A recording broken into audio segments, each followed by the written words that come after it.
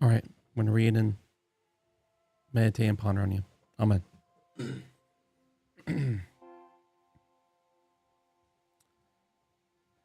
Leviticus chapter 11. You are what you eat. Yahweh spoke to Moses and Aaron, saying to them, speak to the Israelites as follows. These are the creatures you may eat among the animals on the land. Among the animals, any that has a divided hoof, that has a cleft in its hoof, and that brings up its cud, you may eat them. These, however, you may not eat. Of those that bring up their cud, and of those that have divided hoofs. Okay, you can stop that now. Okay. Because it brings up its cud, but does not have a divided hoof, it is taboo for you. The hare, because it brings up its cud, but does not have a divided hoof, it is taboo for you. The pig, because it has a divided hoof, it has a cleft in its hoof, but does not chew its cud, it is taboo for you. You are not to eat of their meat or touch their carcass. They are taboo for you. Verse 9 through 47 give similar rules about other kinds of creatures. People can eat water creatures only if they have both fins and scales. They cannot eat birds such as the eagle, ostrich, seagull, pelican, and stork.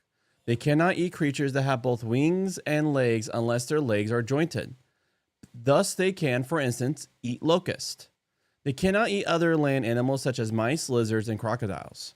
It also includes rules about dealing with a situation in which such creatures come into contact with human beings or with things that human beings use.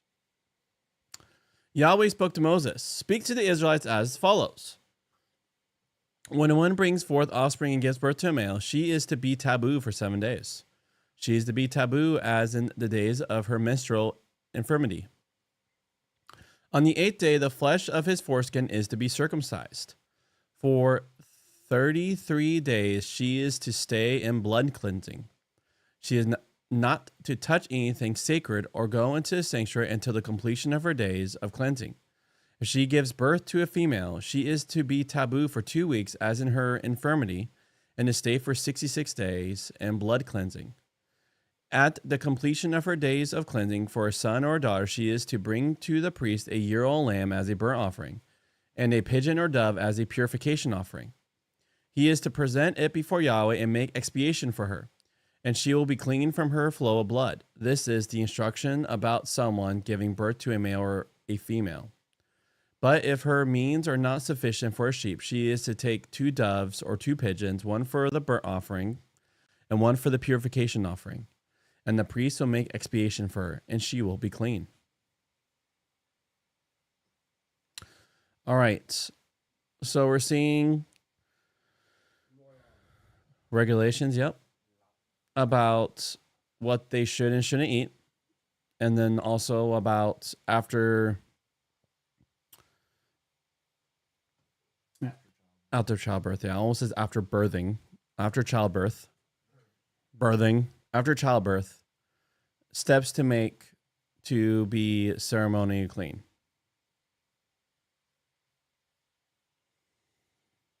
Any thoughts, bro? Any thoughts, Ethan? Yes.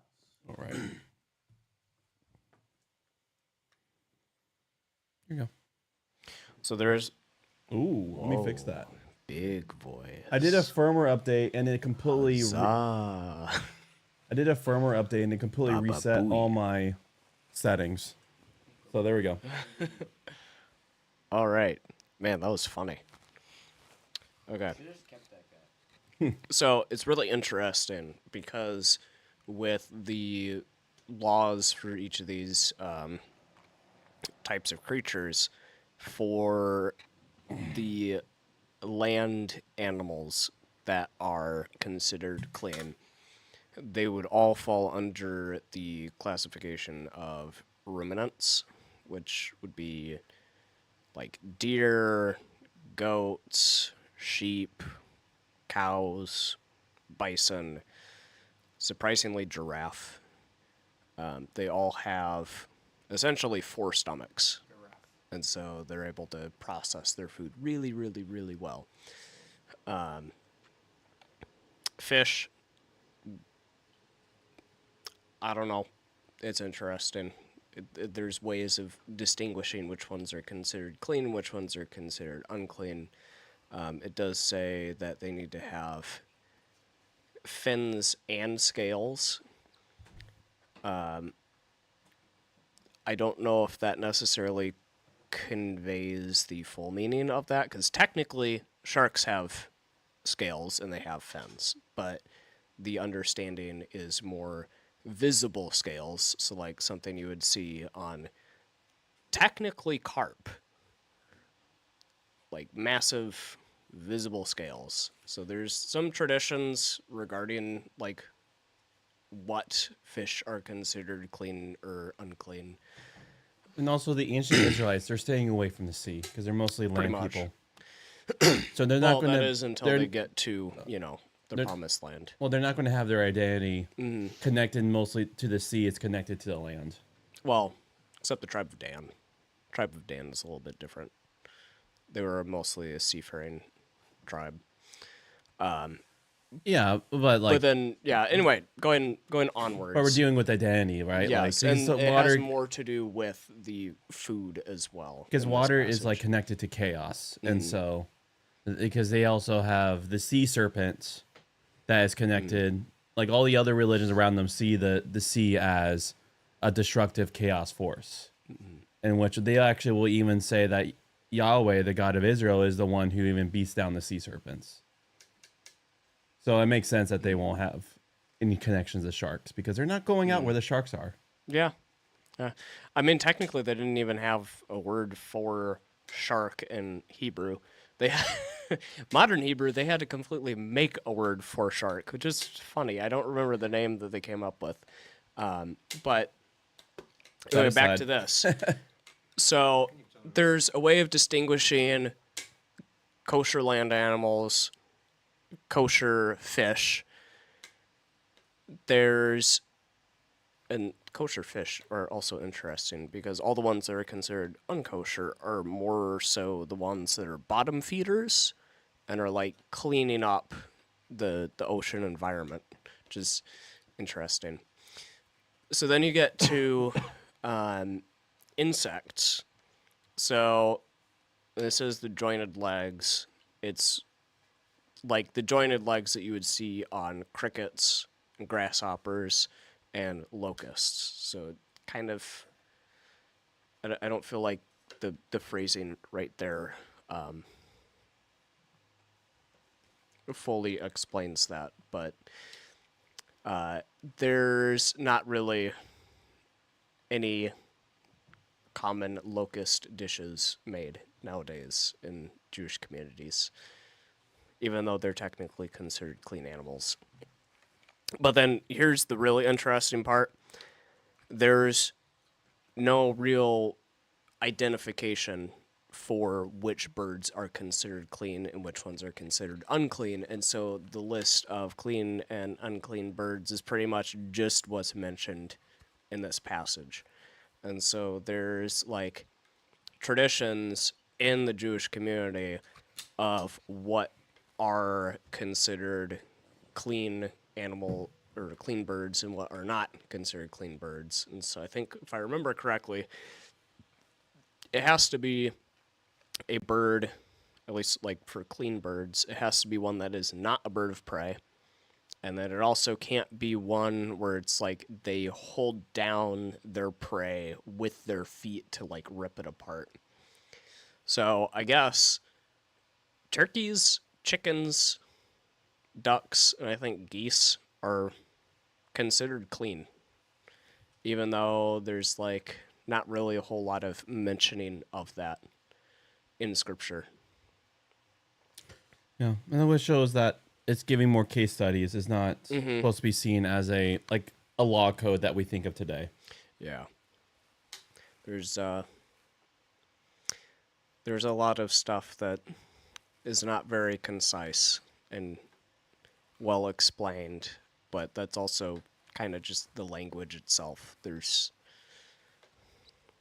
obscurity to it in a couple sections. You know, and like they use the language to explain more theological truths, like how the fish that Jonah's in changes gender from becomes a female fish when Jonah's in it.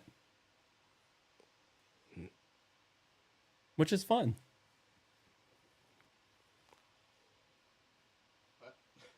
Yeah, have you not heard that? I do know that some words in Hebrew will look like a masculine or feminine word, but then have like sometimes the opposite, like descriptions for it. Oh yeah. Like cities, they look like they should be a masculine word, but then the like words used to describe them are always in the feminine form. Well, like So it's like I don't know entirely about the Jonah stuff, but yeah. Well, eventually I'll understand it. well, I forget the word because it's been a long time since I took my Hebrew class. But like, if you put a group of fathers together, that word for group of fathers is feminine. And so, general like there are moments where like male and female generative words matters, but then there's times when it's just how the writing and sentence structure is just set up.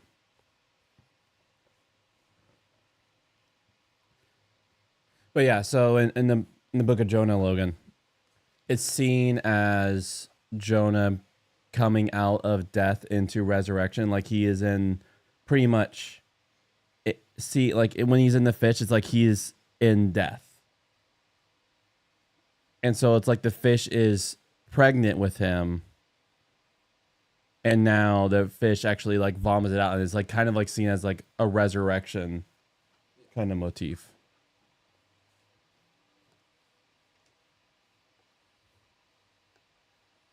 Any other thoughts, brother?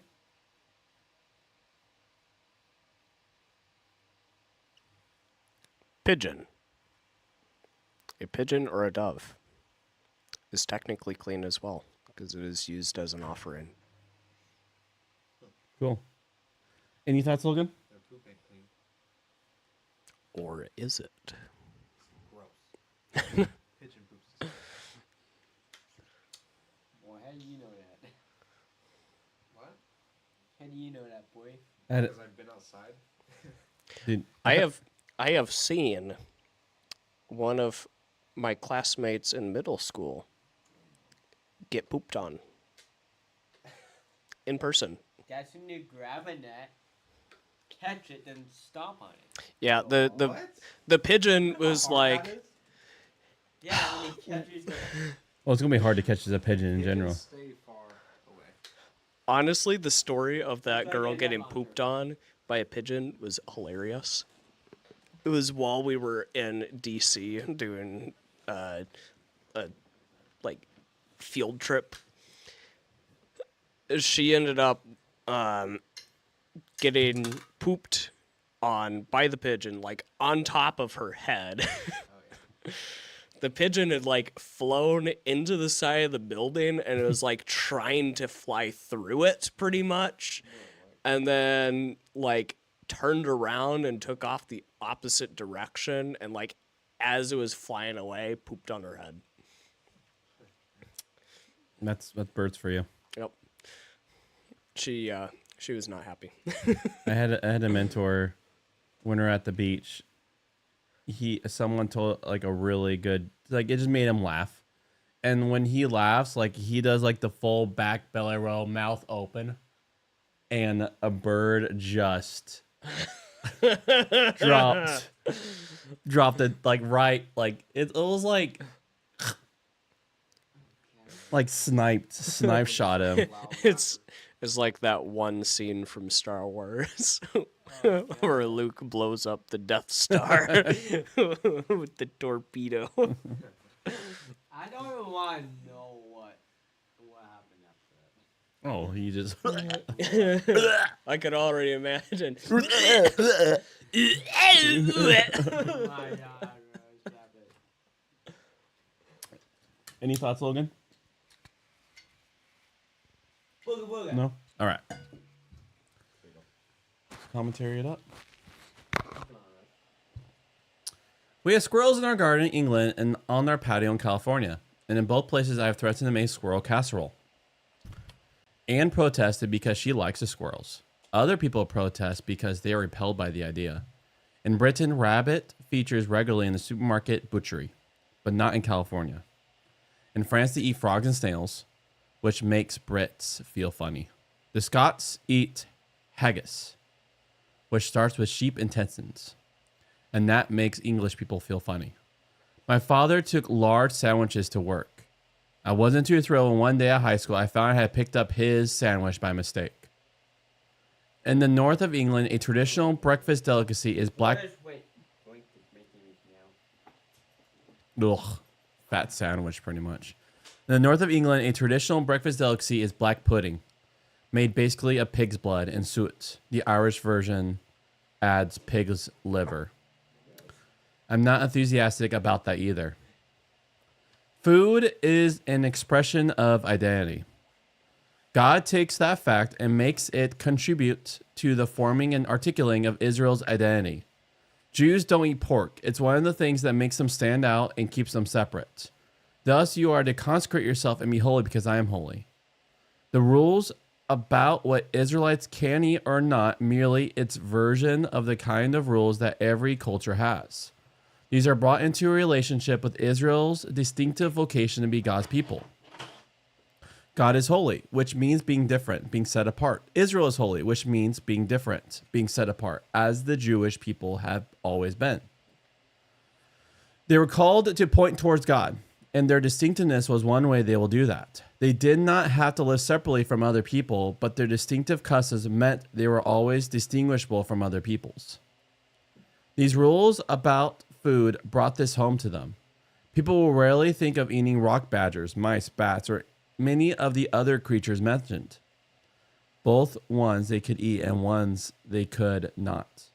The lists are as much a teaching tool as instructions that revolutionize people's diets. They remind them that they need to stay distinctive.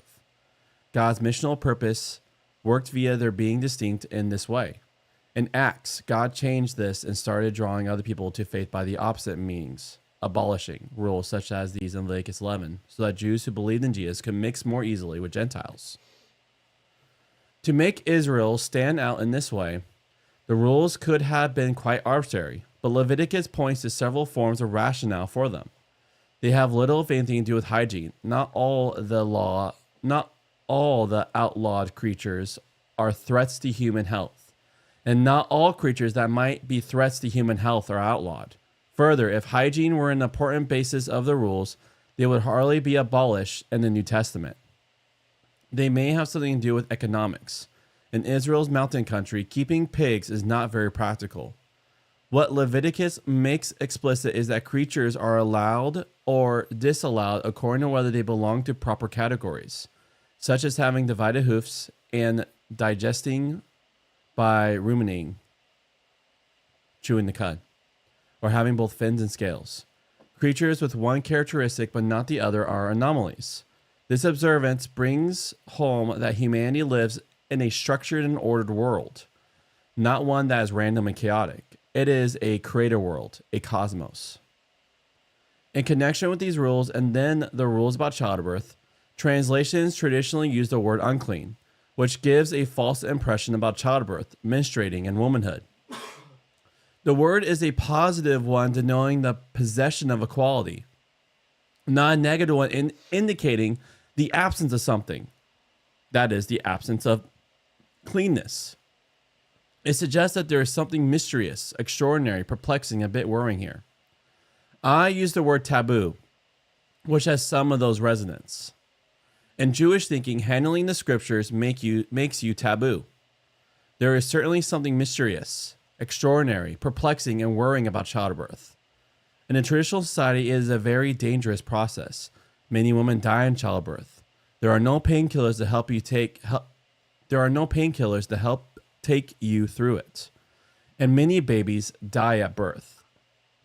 The Church of England service, traditionally called the Churching of Women, thus makes no reference to the popular idea that women were unclean after childbirth, and instead gives as the service main title and theme the thanksgiving of women after childbirth.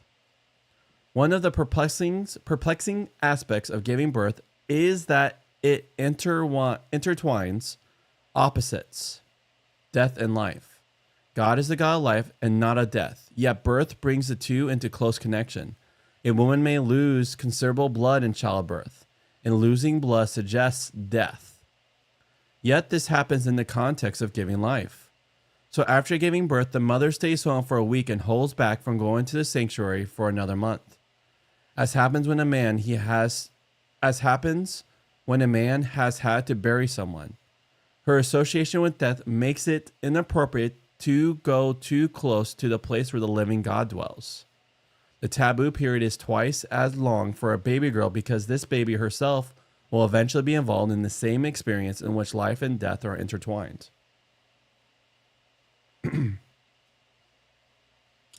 All right. Commentary, any additional thoughts, bro? No. Any additional thoughts, Ethan? Beans.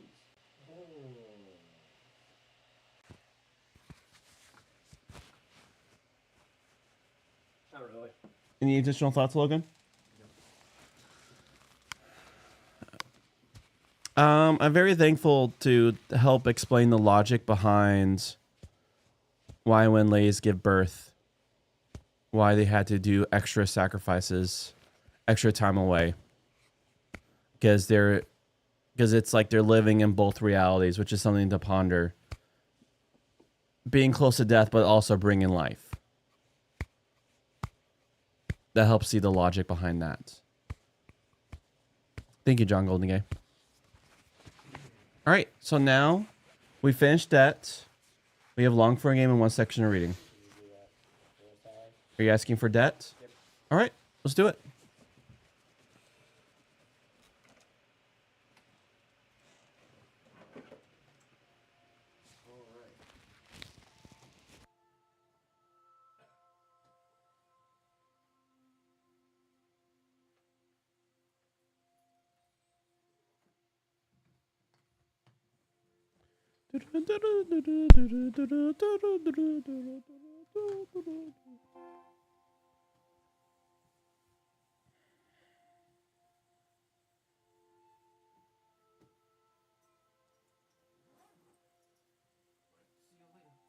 Oh, you out?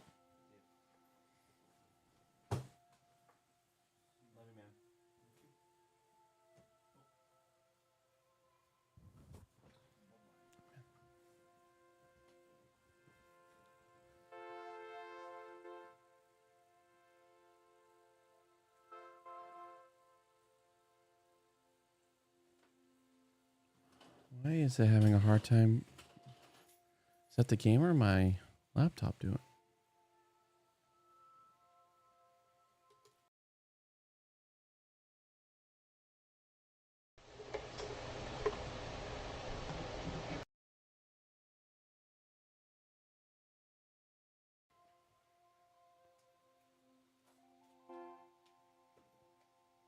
Hmm.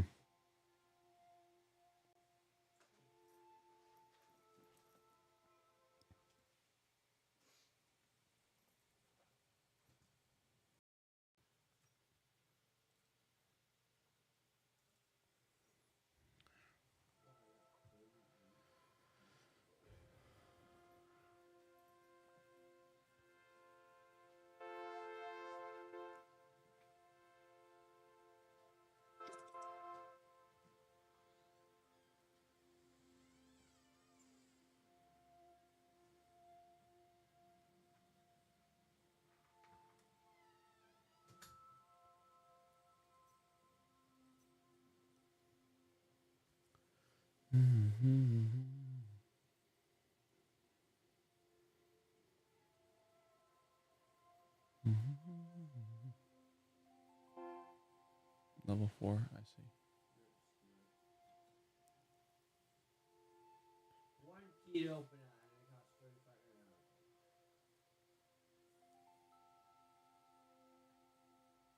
See if I switch over to Hollow Knight, if the sound's going to be as buggy.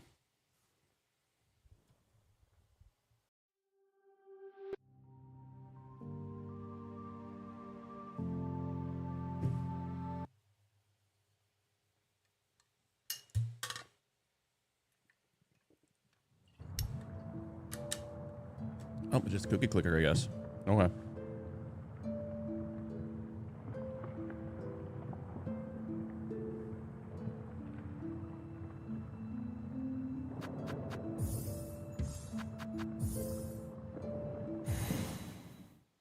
No,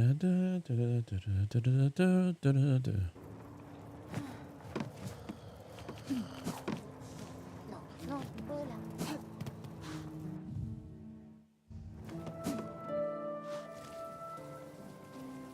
I should probably go to Bellheart.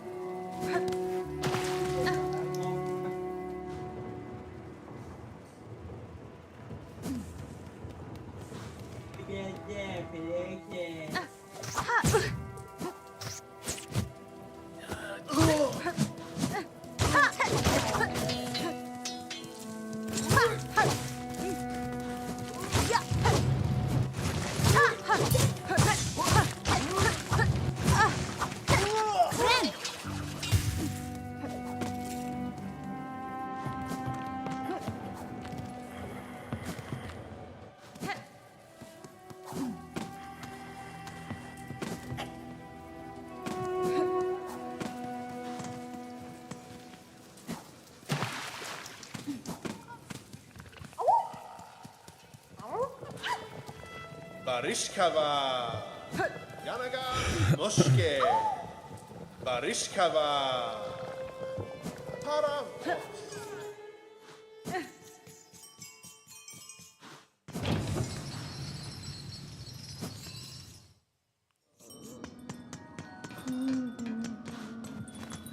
Oh, mas querer?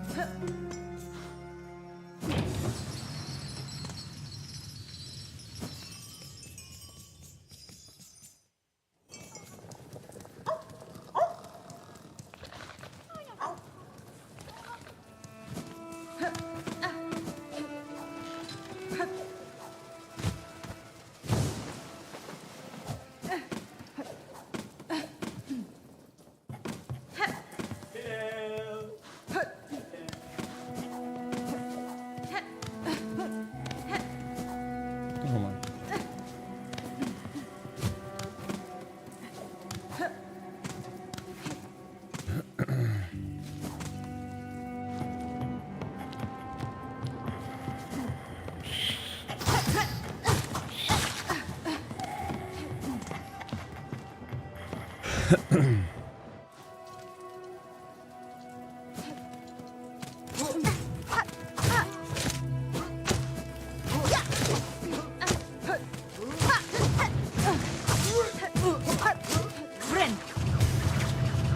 Oh, interesting.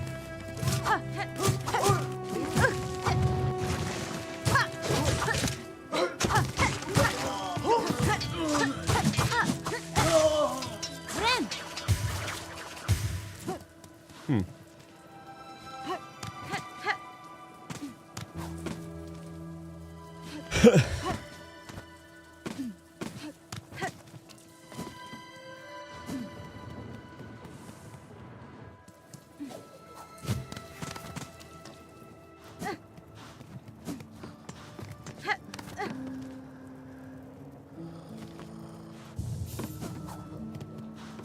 All right, let's.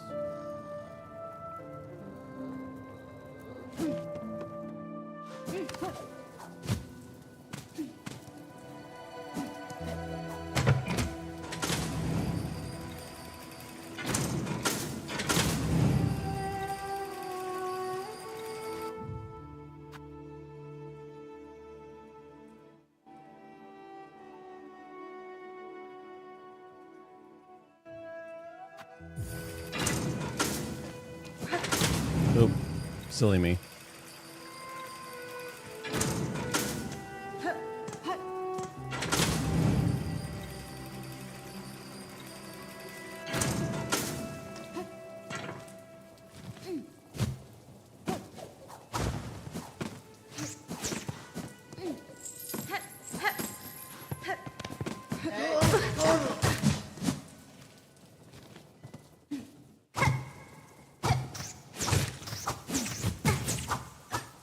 That's right. I don't need to do any of this. What am I thinking?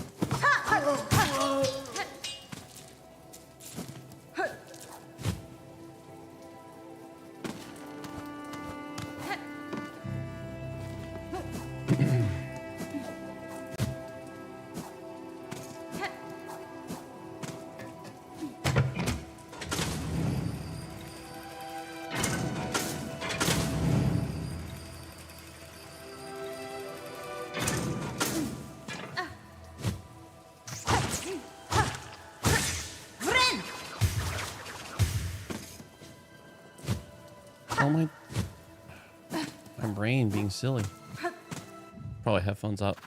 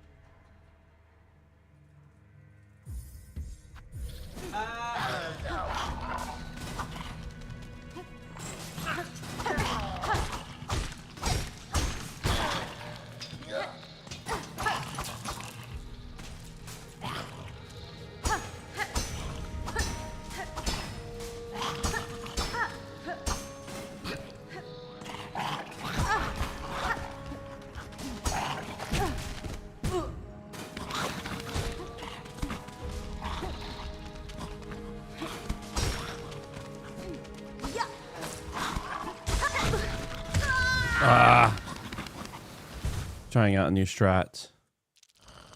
Hello, Ambi. Yeah, Cinder Road is pretty rough stuff, but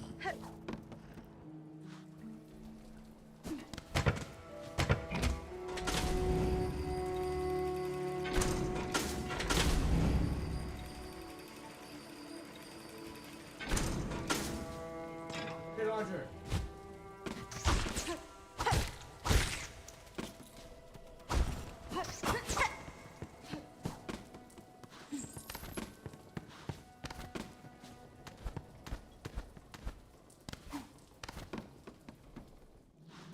Oh, not stupid.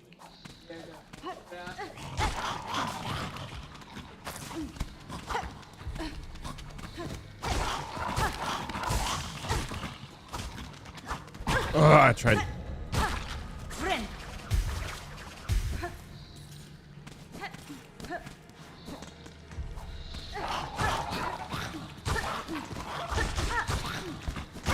Oh, that's the best way. Just a dash.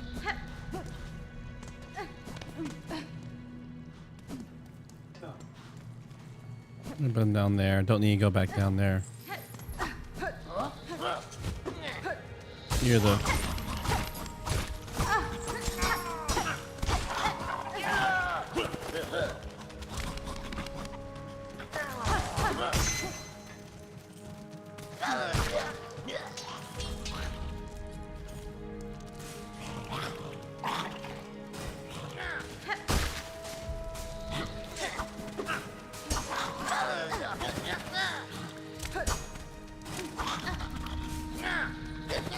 Oh. Oh.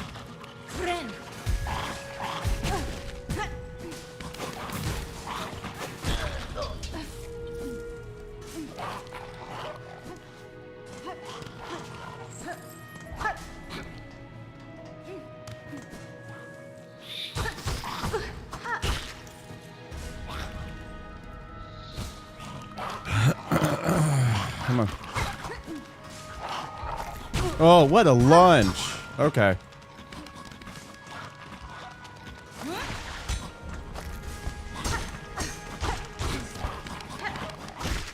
There we go. I'm not expecting to be able to lunge that far. YouTube? YouTube.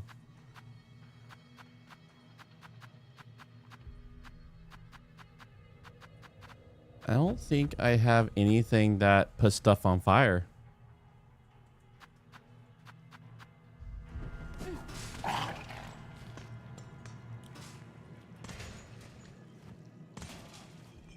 This is a terrible place to walk with just one heart.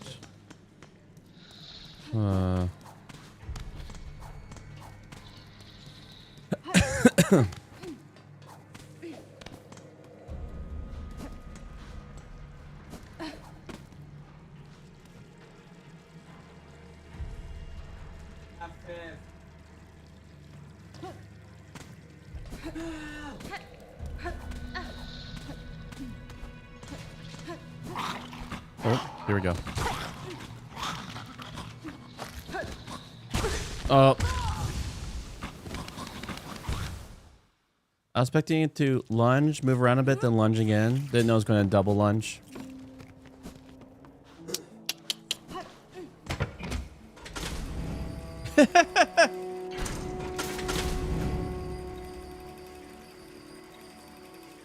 Oh, that's hilarious.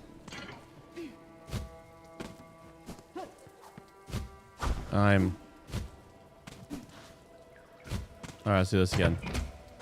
Man, I traveled a lot of this without whatever the fire thing is, so we'll see how it goes.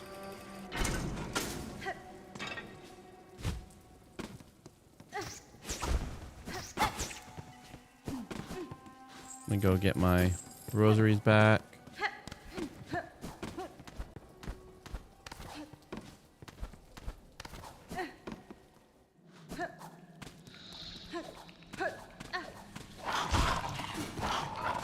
Come on. go.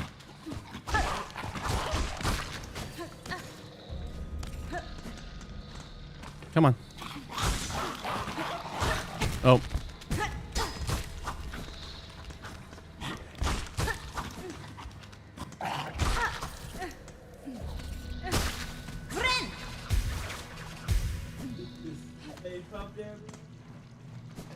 Oh. Regular jump. Don't need a lunge jump.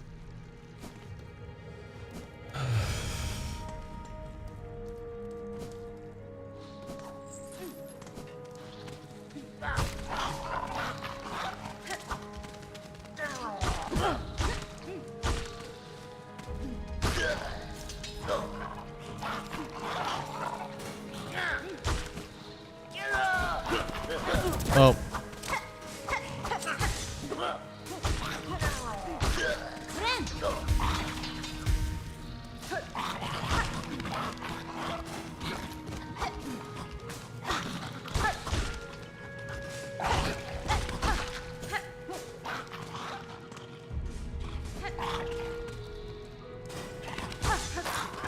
Come on. Get up on the ledge.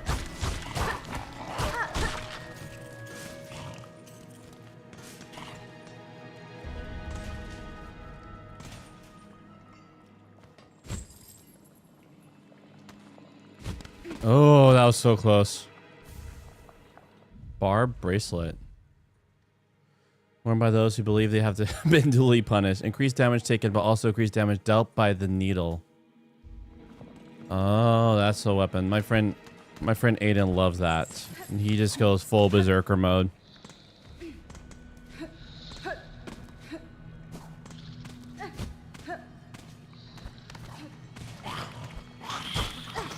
Oh. Yeah, I don't need right now.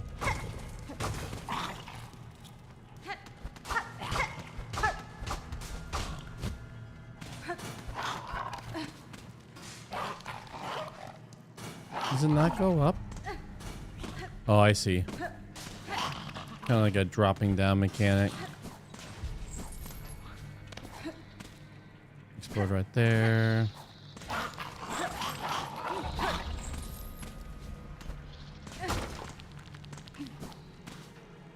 All right, I guess we'll just go up.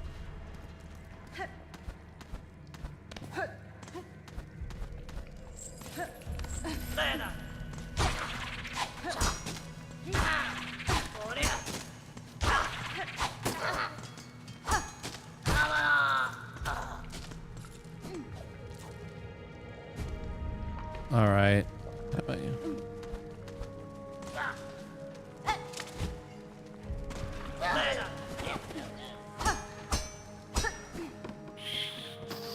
Okay, there's a door. That leads us something. Yeah.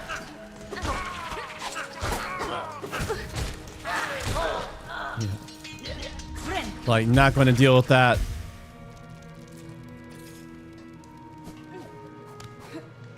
Oh, well.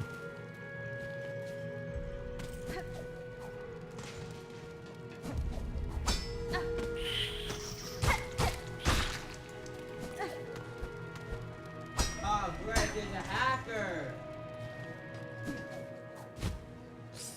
Ah.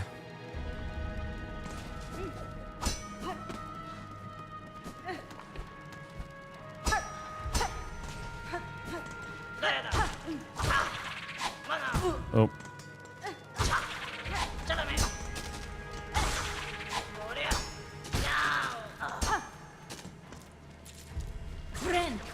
Oh.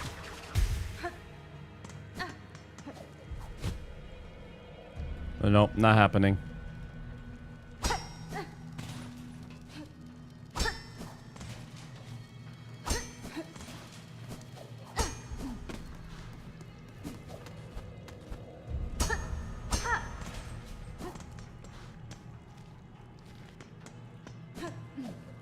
Come on. Oh, I guess. Okay, cool. I explored right there. Just quickly poke right here. Okay. Which way to go?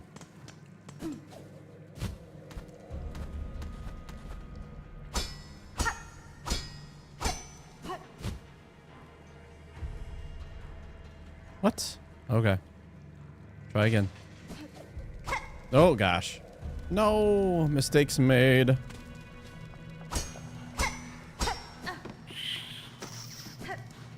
Oh.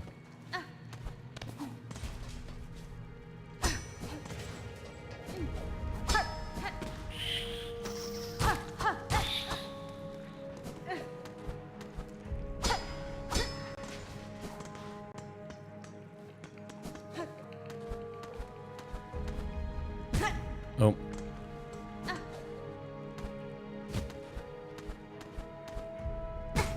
I'm.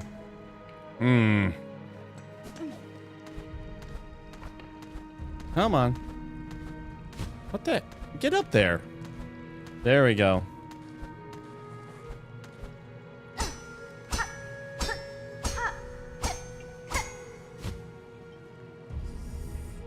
Oh, I made it.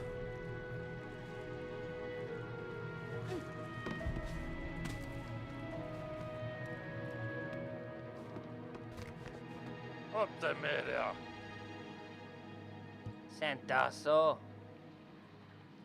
Hasolamip. Haspin? Notera.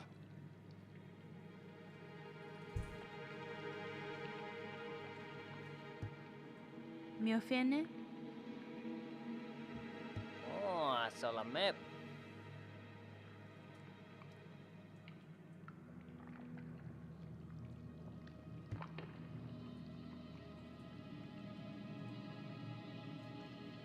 Ephemeral.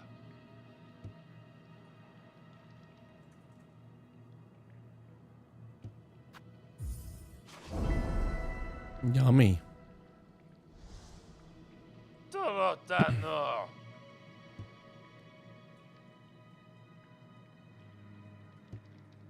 Oh, menano.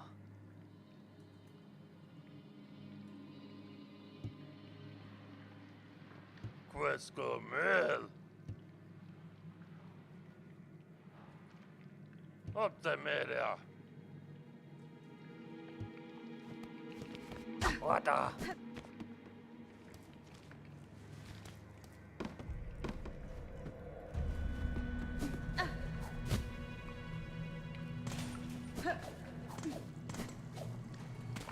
All right. Okay, what do I have to kill for this? Okay.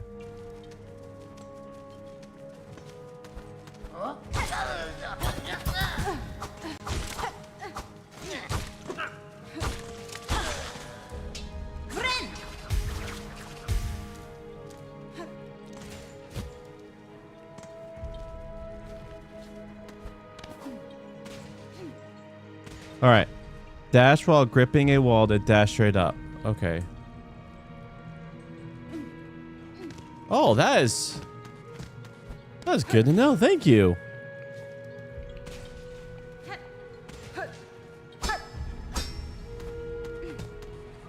Oh, that is so nice. Oh, come on.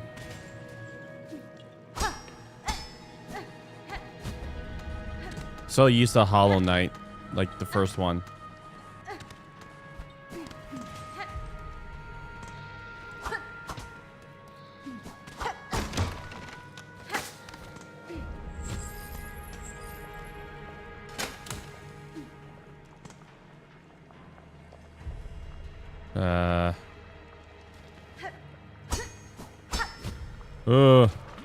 Don't like this. I'm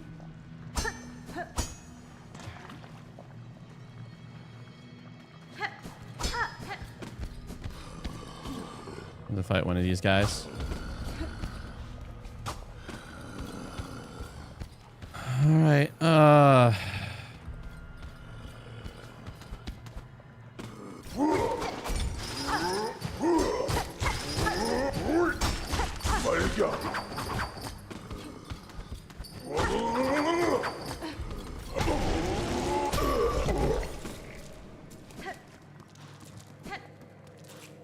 Should I just do it? When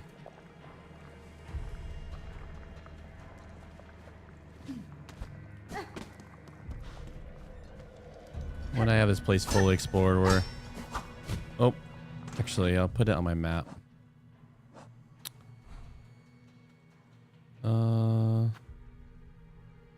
Right there. When I'm fully exploring, don't need to take a try. Oh god! Oh, I guess I'm exploring this. Okay.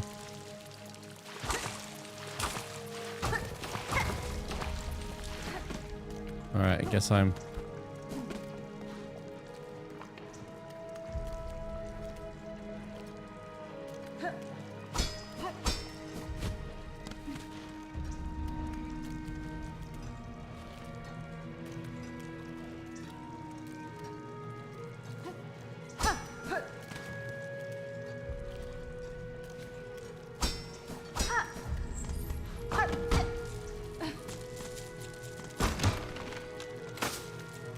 Okay. All right, I guess all this do is go right. We got 2 of them.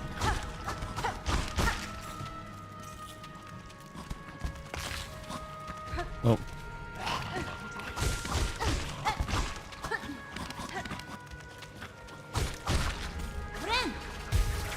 Oh, okay. Healing gets rid of the bugs. Okay, good to know.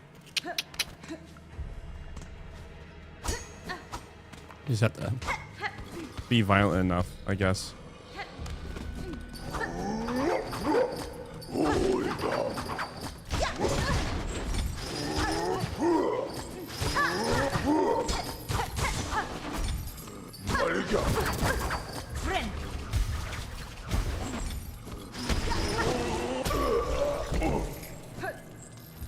Go back left.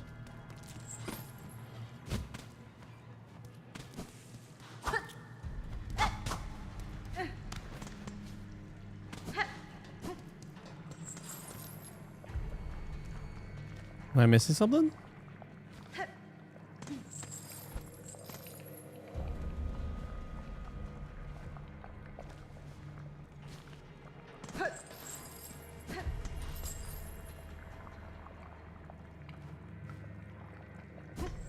Alright, I don't know what to go back left for.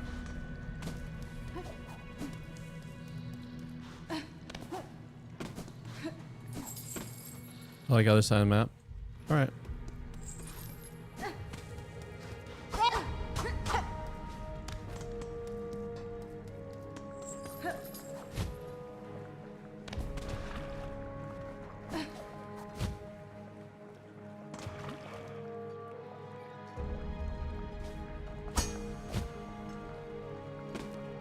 Over here?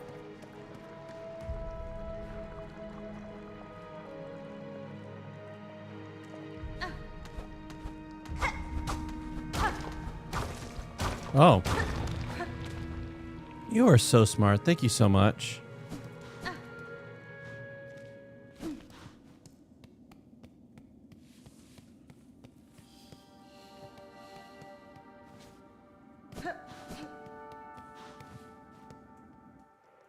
Gosh. The mist. Oh.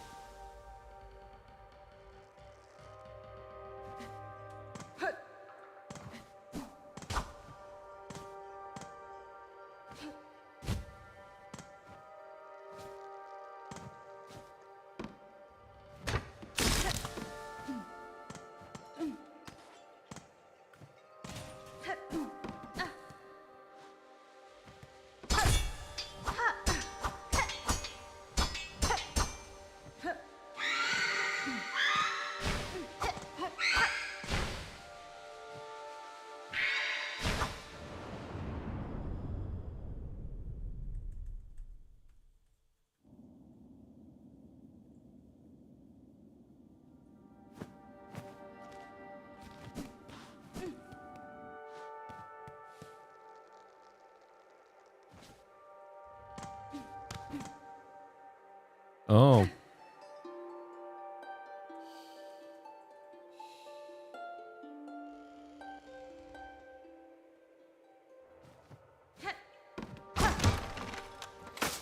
So music's like.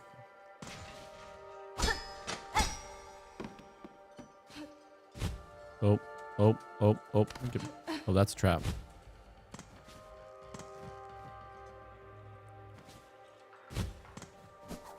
Oh.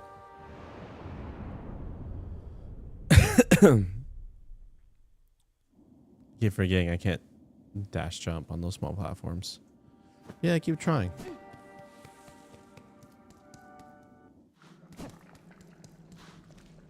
Okay. Oh. Oh.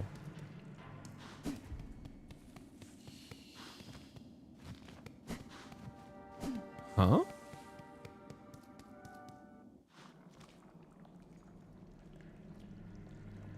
Center. What's up? Welcome back, Batterfish.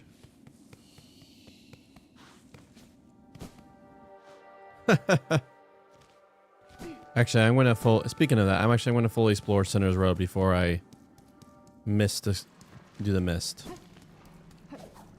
Because from the looks of it, I have Sinner Road pretty.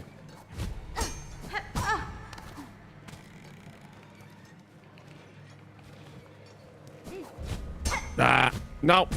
Oh, whatever.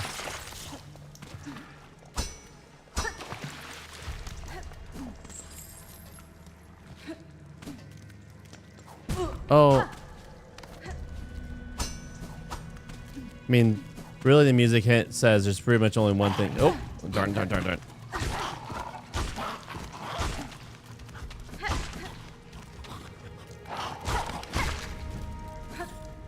Oh, guts.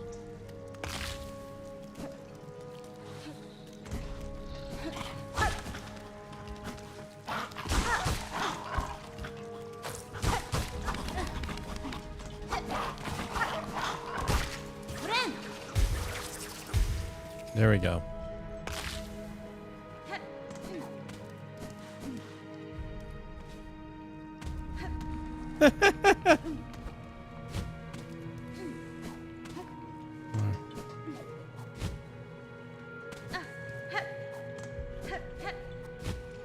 Nope, not happening. Get a little higher.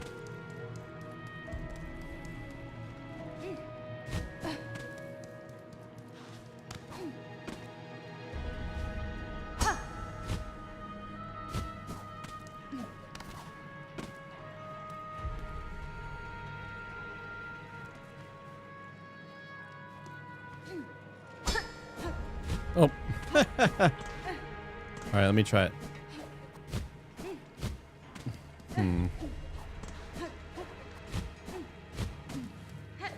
All right, I'm just going to do it through.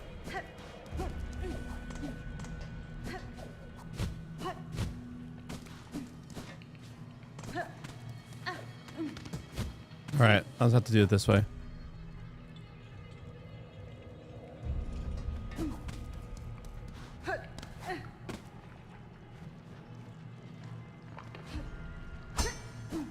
Ah. You know what? Fine. There we go.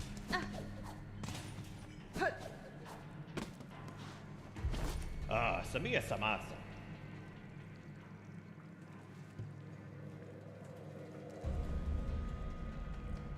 That's fine.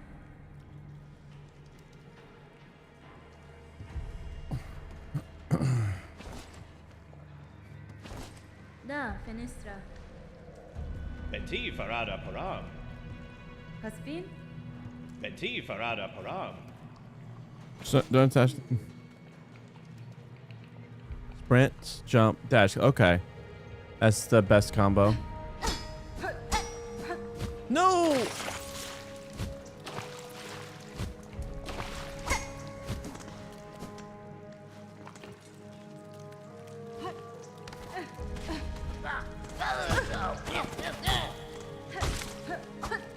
Come on, dude.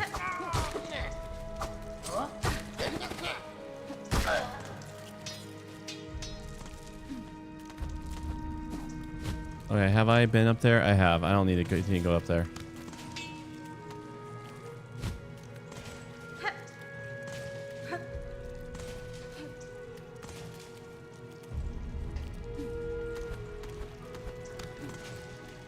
That's how you get over there. Okay.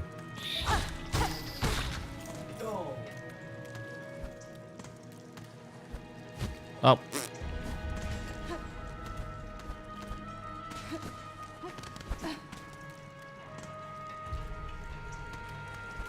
There we go. Screamed a secret. Oh, yeah.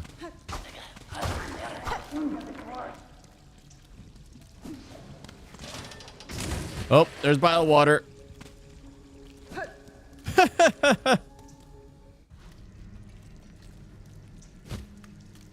When you said worse than bottled water, and then there's bottled water. Perfect timing.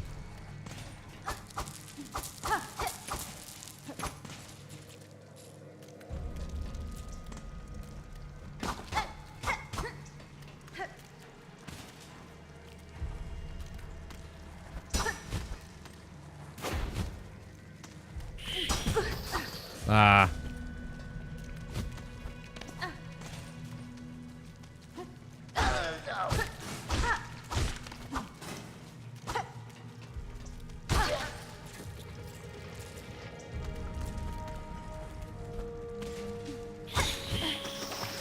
Oh.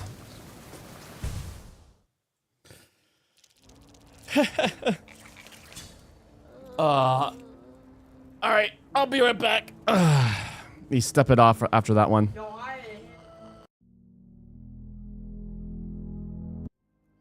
You called it.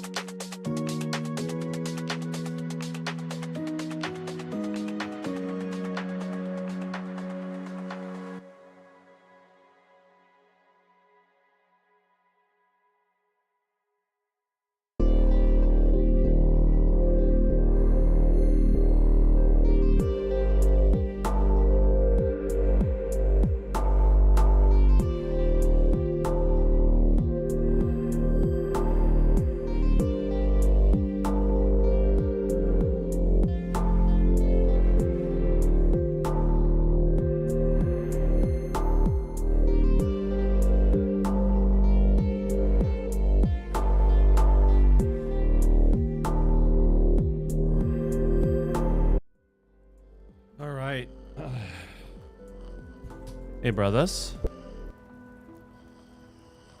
And sisters. If, I don't know. Don't wanna assume. Oh. You know, I think if you're good at platformers, Silksong is for you. Like, platformers have always been usually my, like, something that I'm always working on getting better at. That's the only thing that's nice about Hollow Knight is, like, you don't have to deal with too much platformers until, you know, you get into the dream world. And that's where it took me a bit.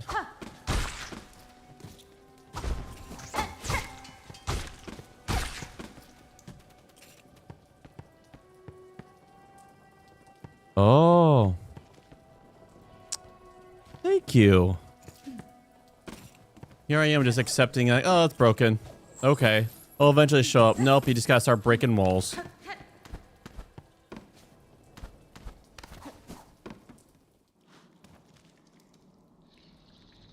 I've beaten Super Meat Boy. Have not played Jump King.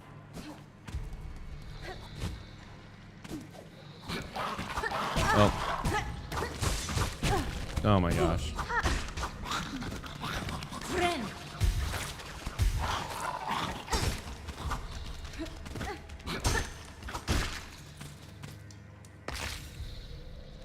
Alright, let's get that platform.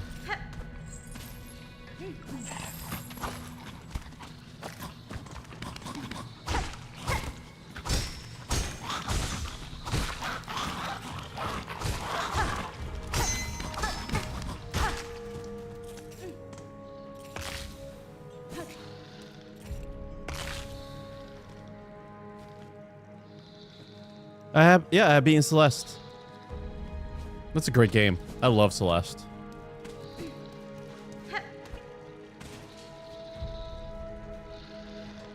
It's like, nah, you can't have these guts.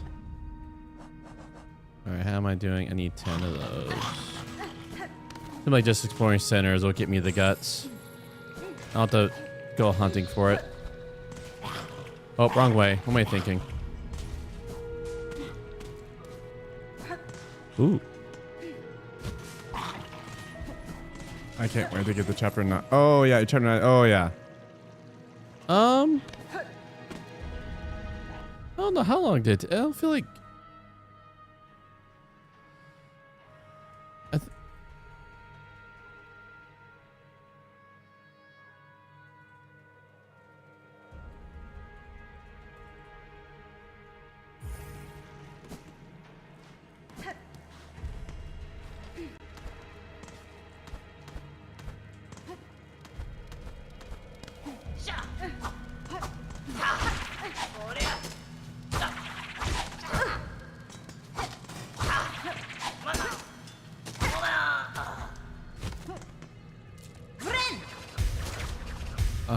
Man. All right, let's find. Oh.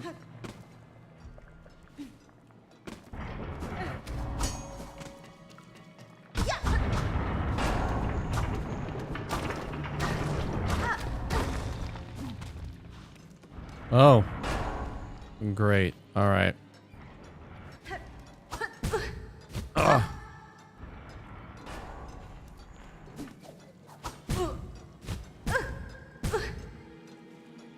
Oh gosh, this is dangerous. I don't have my... Oh no.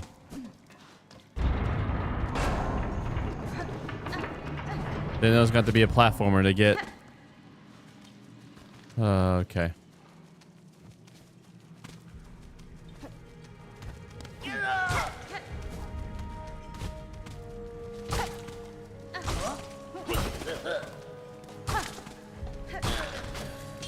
Almost there.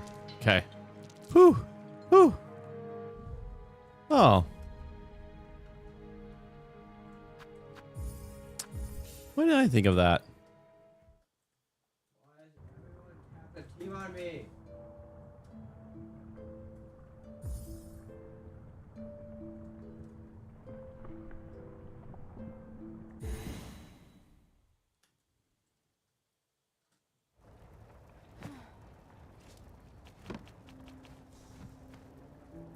Nice. Yeah,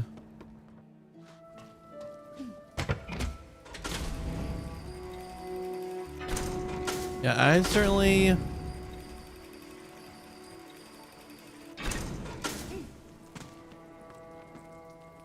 Okay, so to Sinner's Road. Oh, wait.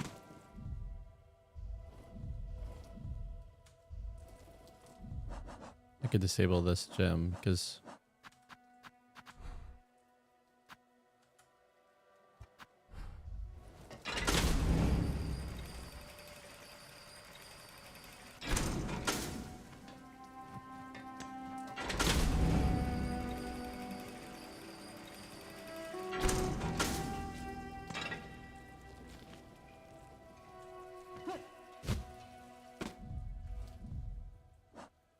Do I have a silk eater? I don't think I have.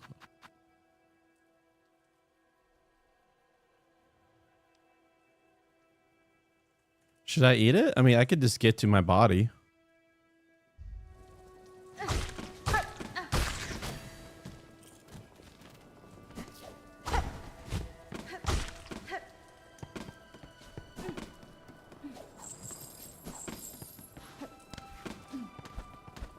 All right, let me go get my cocoon.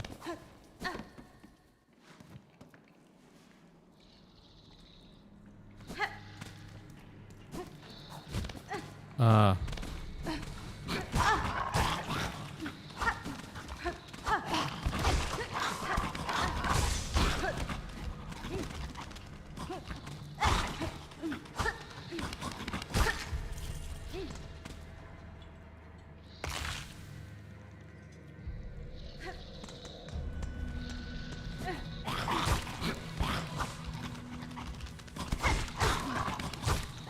Oh.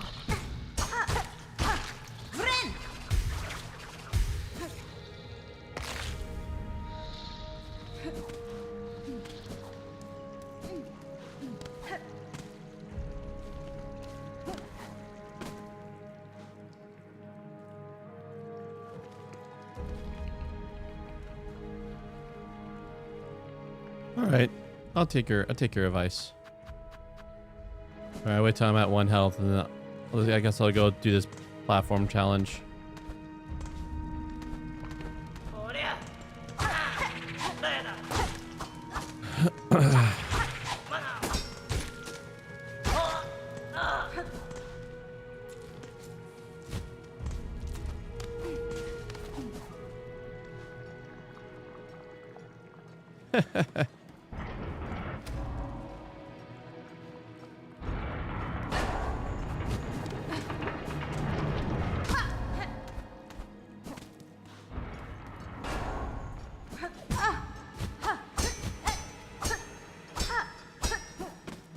That's the way to do it. All right. Attack it frankly. Oh.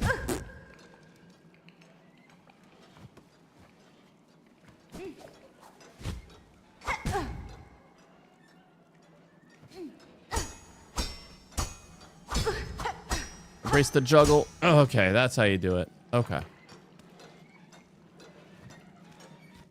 I'm actually going to use it now, because if I...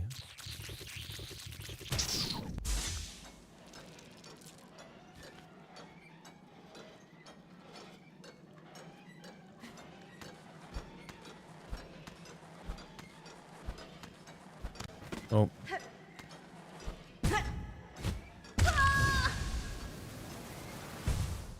Wait. Oh, I'm such a silly goose. I thought that would heal. I wasn't paying attention. Oh.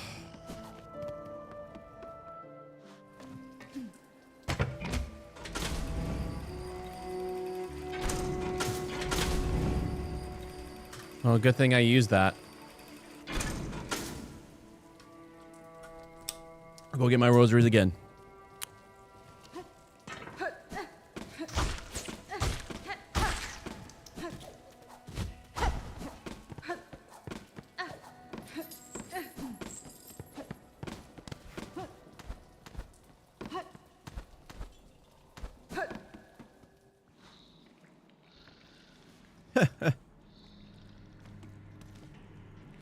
That'll be a new addition if you can. Open a Pringle can by twisting the cap. Now you just gave him a new idea. How to make the Pringle experience more lively.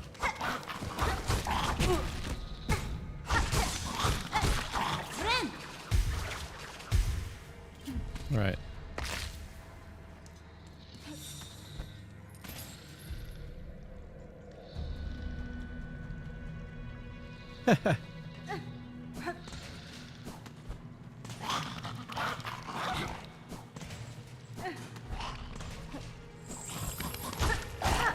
Oh.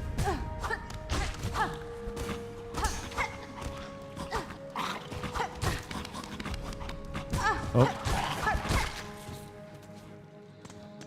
Oh, do I? Oh, I have the 10. Hmm.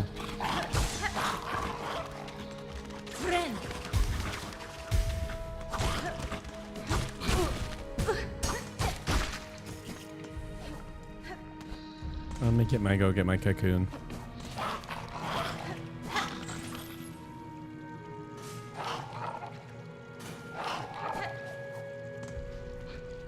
That is disturbing.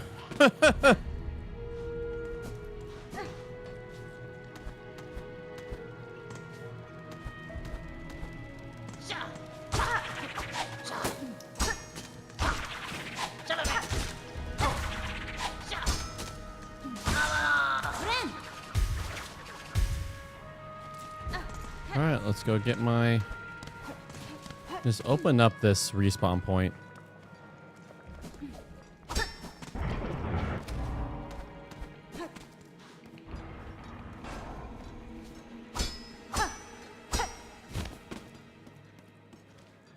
Oof. Oh, alright.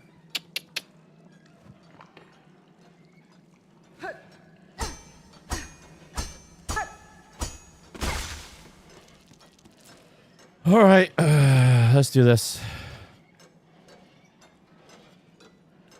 Ooh. Okay.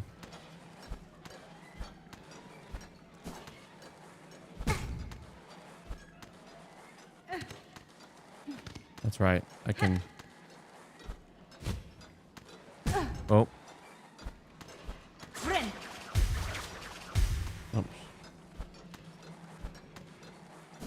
Oh, I pressed up. I pressed up.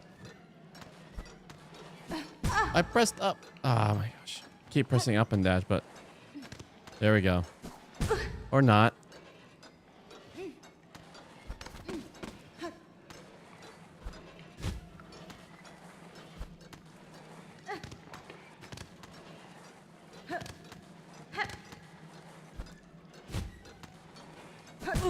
I keep pressing up and dash, but it's not.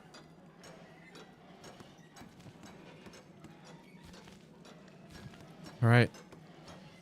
Let's do this. Or not.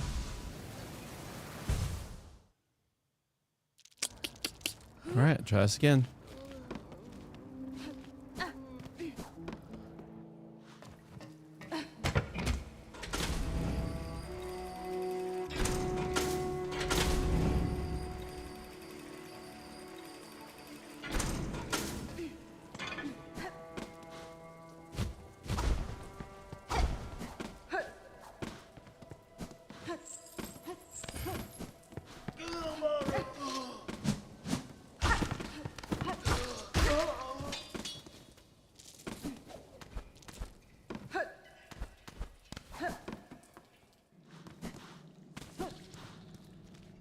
Okay, I just have to go through here.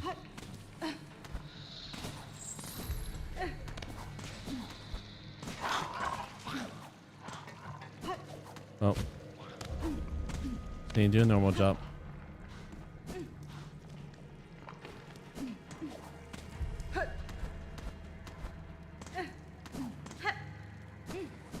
I'm pressing... What? Weird. I'm like holding up. Do I have like some weird stick shift going on? Because I'm holding up. But it's not. Or maybe. That's when you just bring it down like you're drinking it.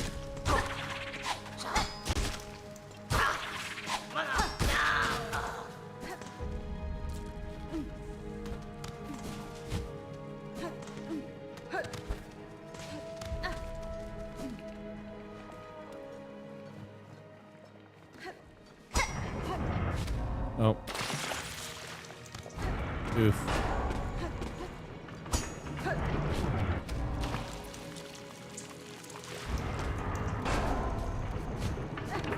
I should have done that. I mean.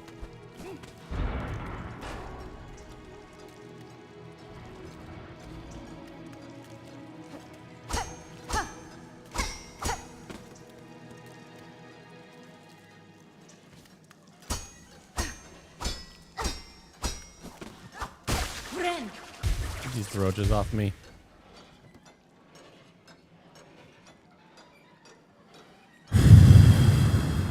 Okay. What? Huh. Okay, I'm done. Guess.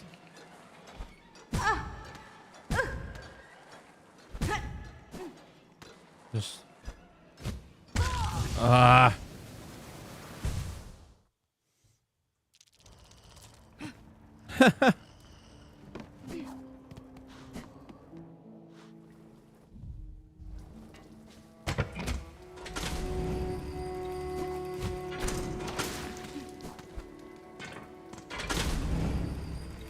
Okay, obviously I don't have stick drift because my person is just standing. He stands there, but.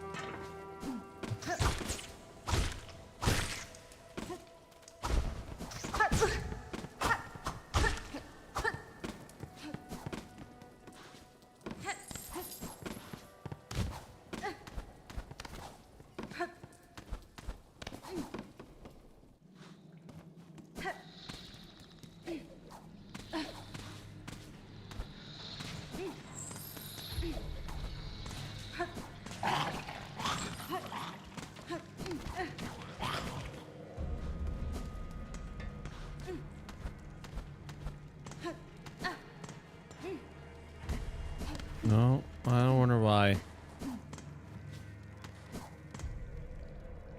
Why up dash isn't working?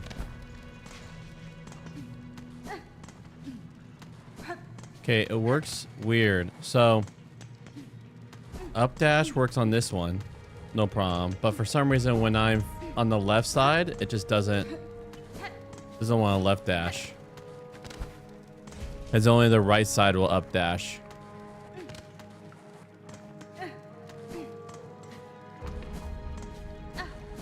Oh, that time I didn't do it. You have to slide a little bit first? Look. No?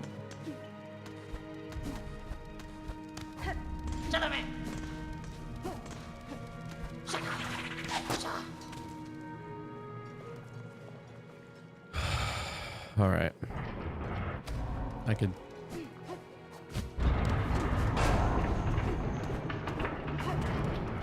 Oh, this time I have a heal. All right, let's go.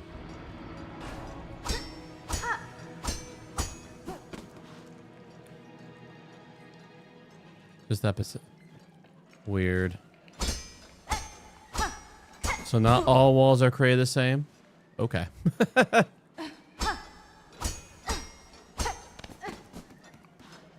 Oof. I have to go all the way down there to get my...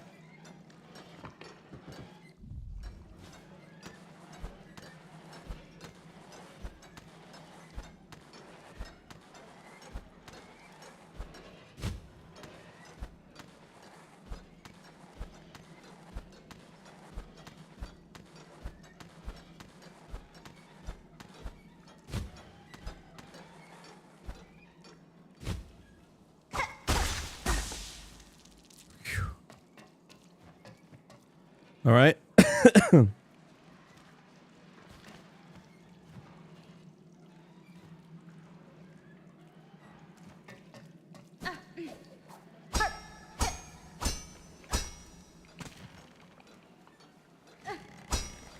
Oh, okay. I'm down one more. I should heal.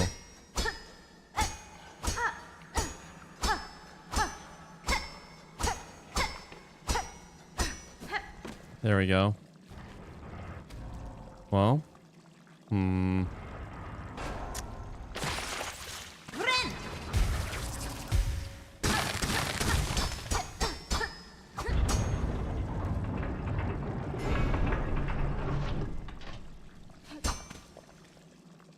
Now I gotta make my way back. Oh, I see now.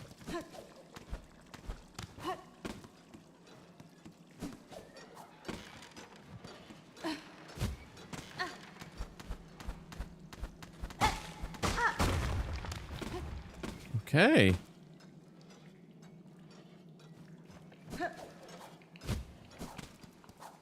Yay! It is done. Hi, bro. It's been an hour.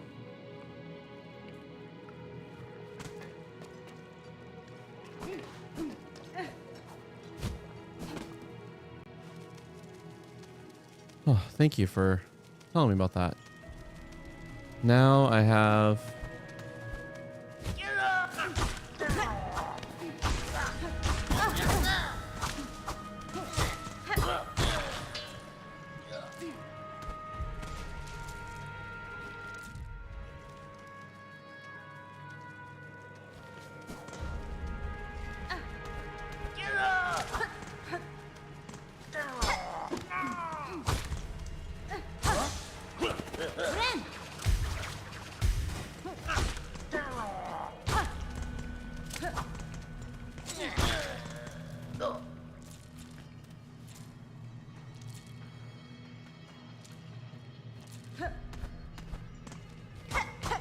All right, let's settle our debts. All right, brothers. If you're first time here, we declare allegiance to Jesus, and we find that we just need. I have found hope in Jesus, and so I love studying all the scripture that Jesus said points for Sim. So right now we're in the big book of Leviticus, which is an easy book to get lost because it's about 3,000 years old, and so we get a lot of help from a theologian named John Goldingay. And so welcome, my friends, and as we navigate through complicated ancient literature, and Jesus makes a critical, like a crazy statement that all of it points towards him. And so when we read it, we always just keep that in mind. It's like, how does this ancient literature point towards you?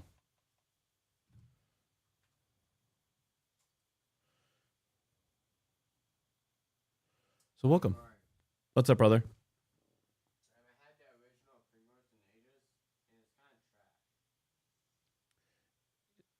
I could see that.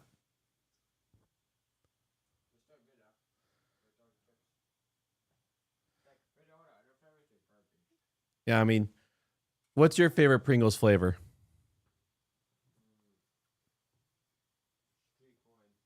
Street corn.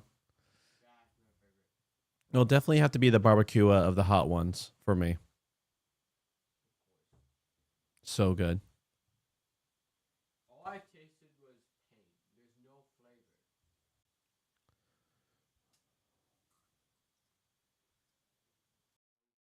Let's do it.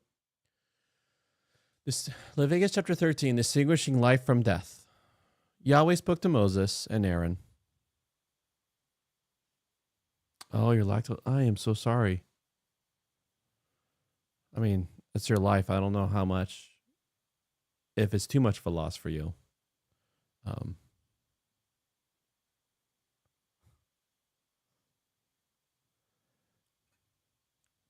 right, we're going to read. Yahweh spoke to Moses and Aaron. When there is a swelling or rash or spot on the skin of a person's body, and it becomes an outbreak of scaliness on the skin of his body, he is to be brought to Aaron the priest or to one of his sons, the priest.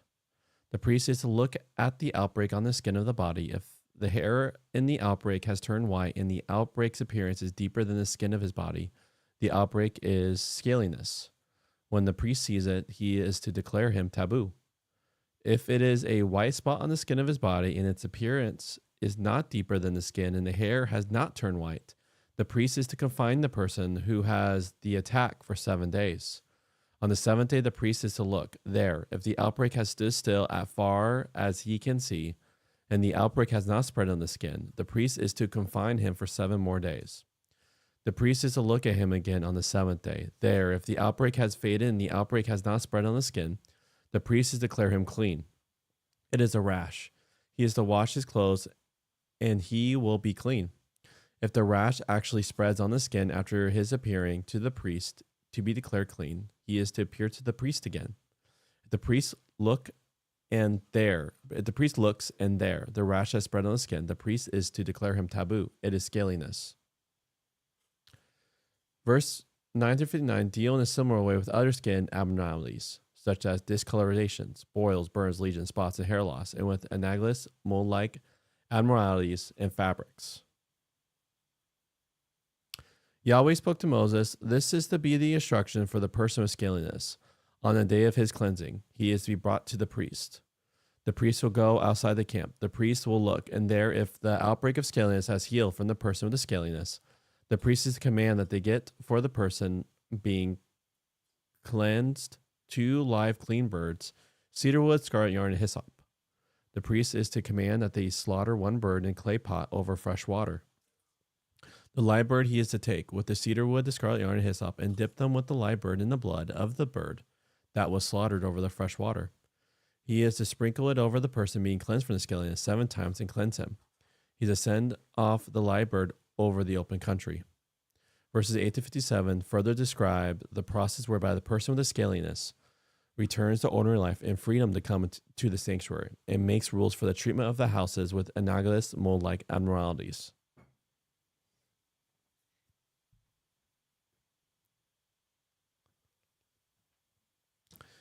All right, so what we're having here is the ancient Israelites' process of dealing with death.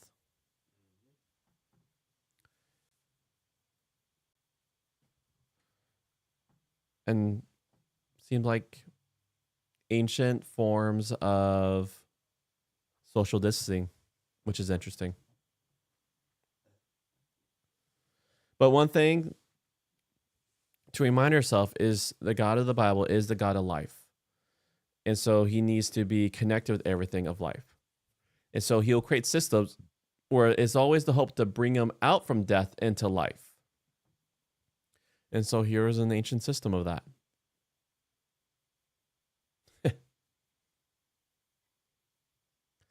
The first funeral I did in the United States was for a friend in his 30s whose wedding I had conducted.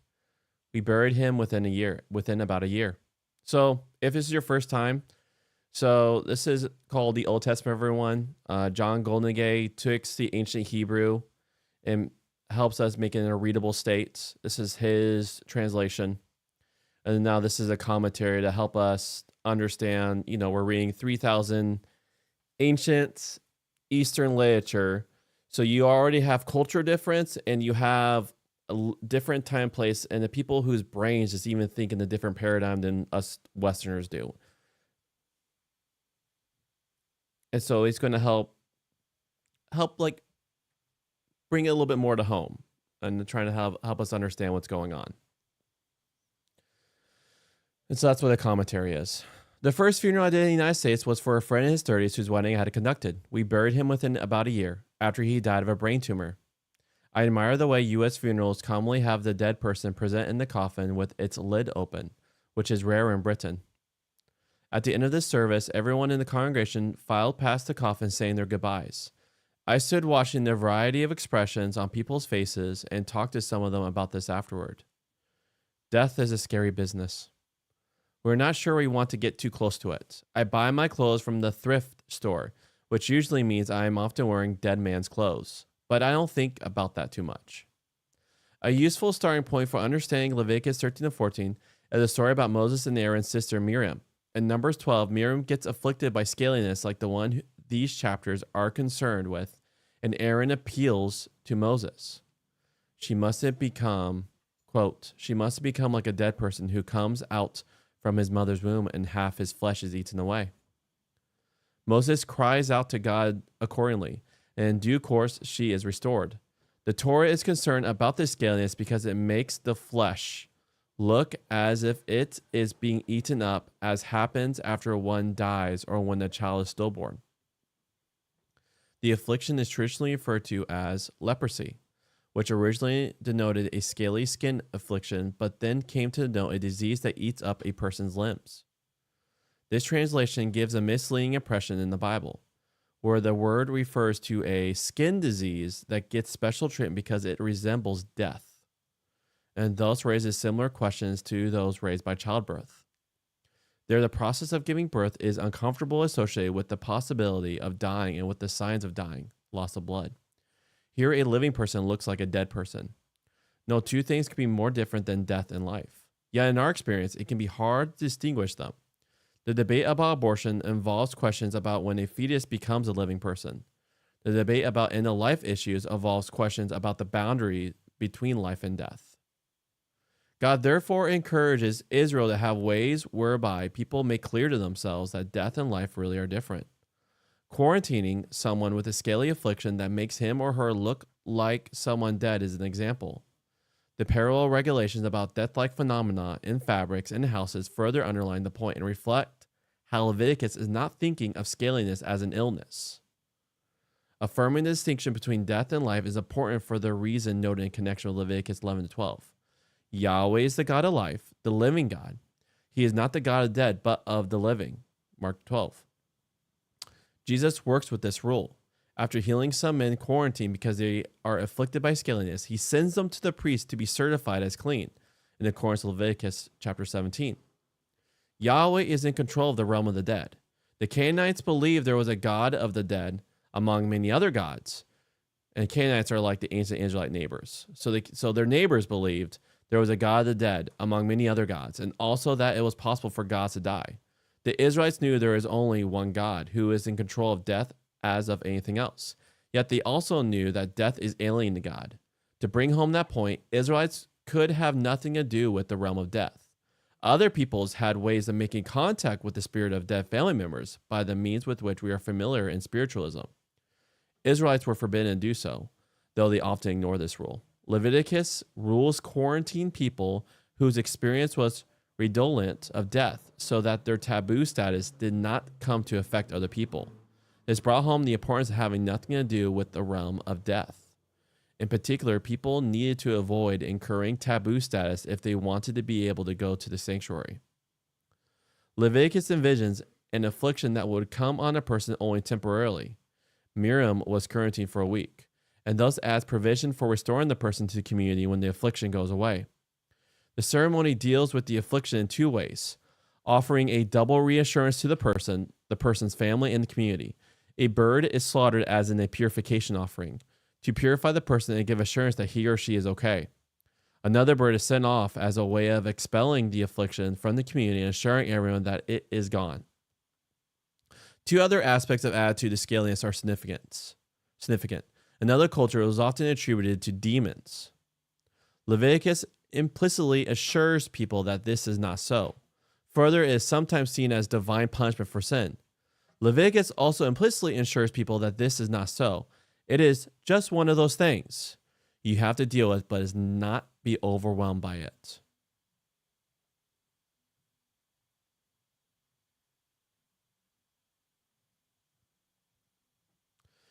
That is a weird paradigm to have to imagine myself being an ancient Israelite, that they think in the realms of the death realm and the living realm. So here, any sickness, there was always a path to restoration. And just like how we have ceremonies, like graduation ceremonies, when someone is no longer in the realm of death, they'll have a ceremony to show that now they're part of the realm of the living, and they could now be welcome back into community and be part of the life movement. That is because they don't think of illness like us Westerners do, but they think of realms of death and living. That's why ancient Israelites, that's why Yahweh, the God of the Bible, says, don't even contact the dead. We don't have to do anything with the realm of the dead. I learned something. What do you think, bro? All right. All right, so now we have to do long form game. Do you want to convert it?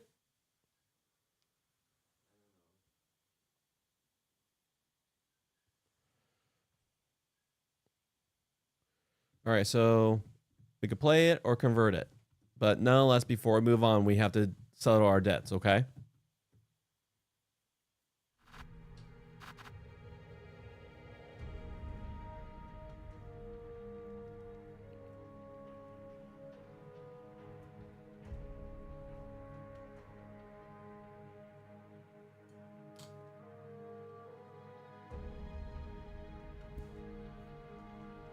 Were you staring at my large forehead? It is a majestic board, isn't it?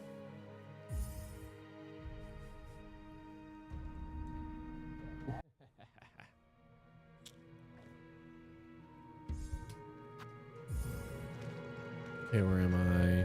How's my health situation? Got my rosaries.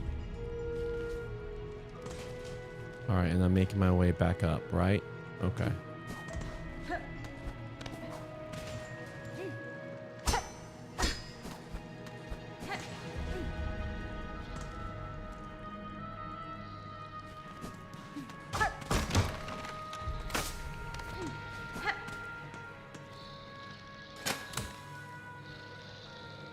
All right, I do need to turn in, which is over there. So I'm going to turn in my guts.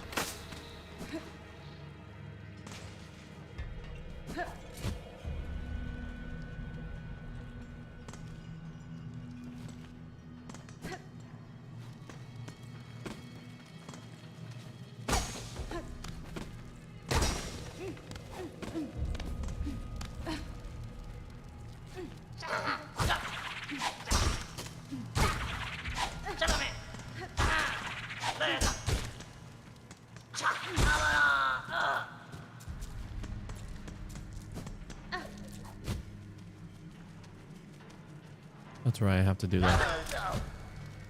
Aw. Right, that's right, they're not right there, they're...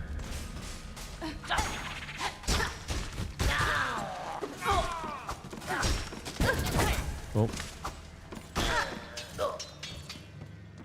Get hit one more before I heal.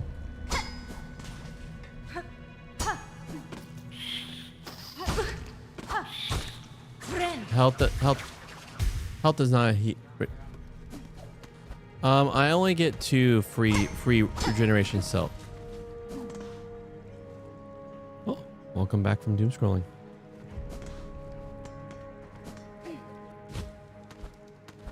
You just feel lighter?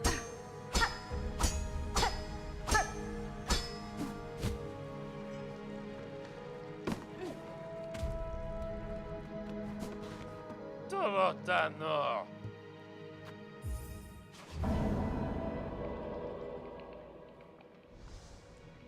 Ana. Quesco mel. Still think. Ole away. Mena no. Buenera. Hasola mip.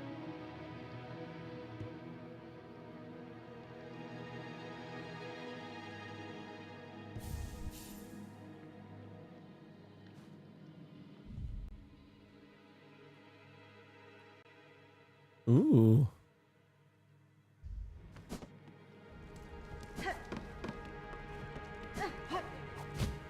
Yep, tools do. And like the metal that drops is what I use to repair it, pretty much. Like I can't use it right now. I actually have to rest and then equip it. Right now I have bombs.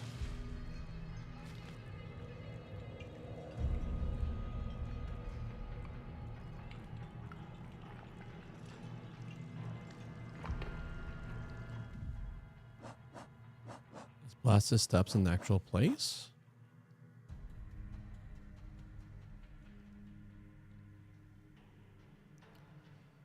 I don't have blasted steps.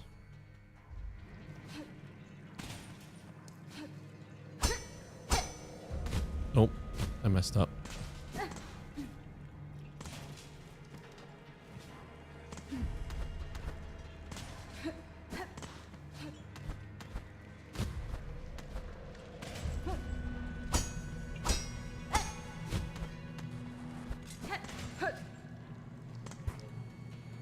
Next to Shellwood, next to Belby's and Shellwood.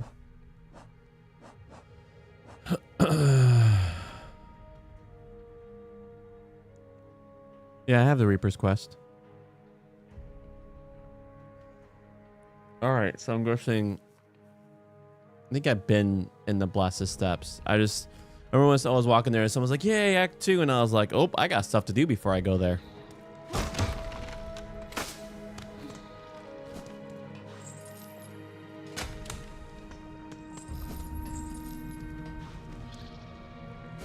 Alright, have I...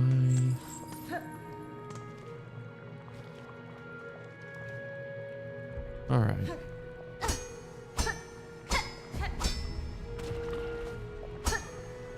Oh.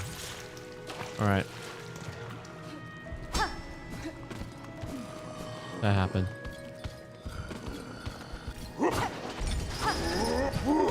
Oh, you got me?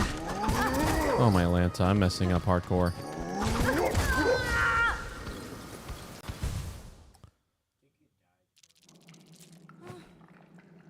Oh.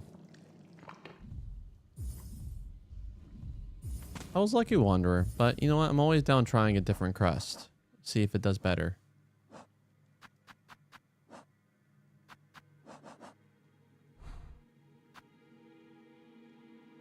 I think Reaper, yeah. This one, the Wanderer, I have all the memories unlocked.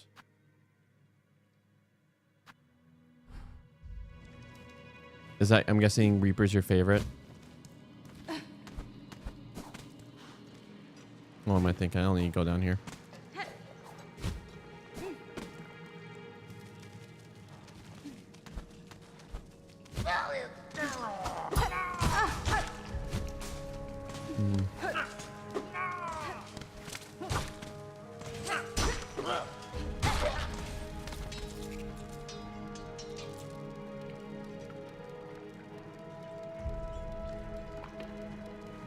I like Wanderer though. Also, not too long ago, I think within the last year, I played and beat Hollow Knight, and so it's the most akin to my playstyle because of that.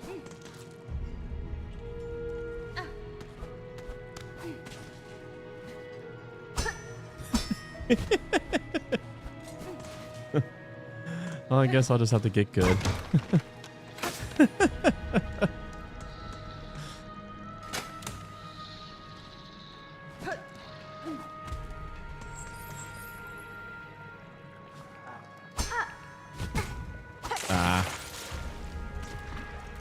Come on, heal. I guess. Yeah, I can. That's how you remove it, dude. Alright. There we go.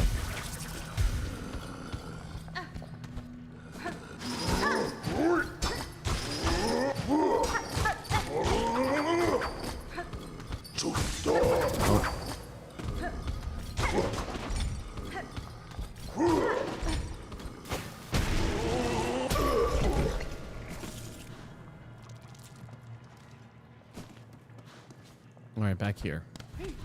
Alright, there's another. Oh, wait, this is the Misty Legion. Right. I'll explore you a little bit late. Actually, why not? Let's get the map for you.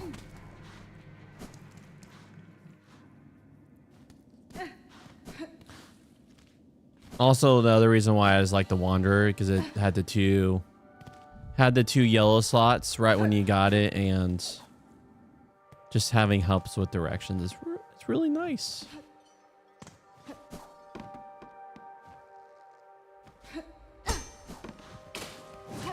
Oh. Hell, there's spikes.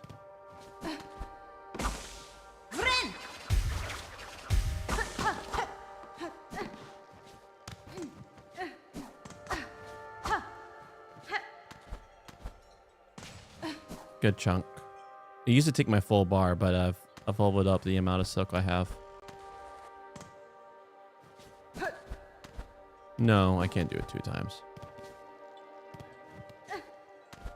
No, well, the reason why it happens twice is because I have an attachment.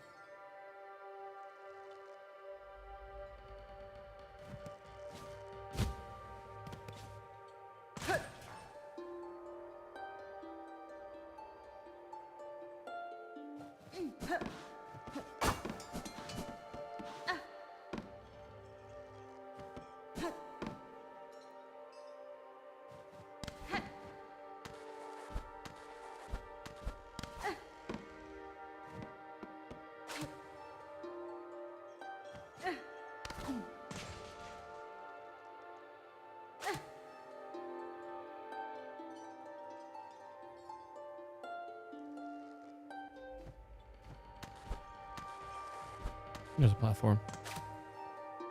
Suppose okay,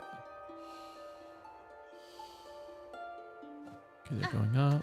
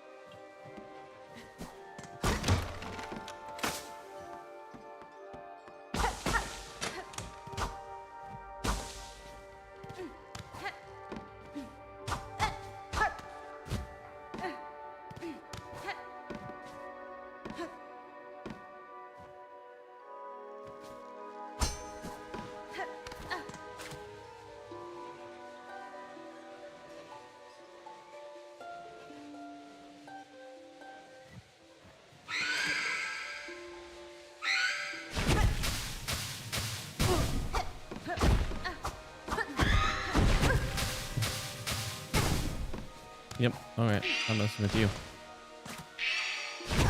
Okay. Okay. I guess they're spirits are just unkillable.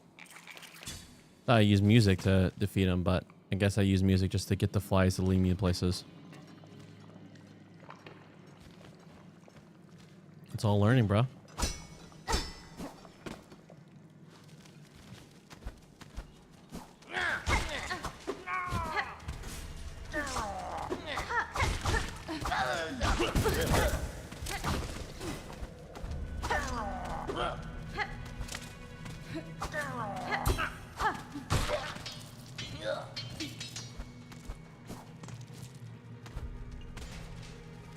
Oh, they can be? Okay. Just have to hit them. Okay. I hit them. They don't hit me. Okay.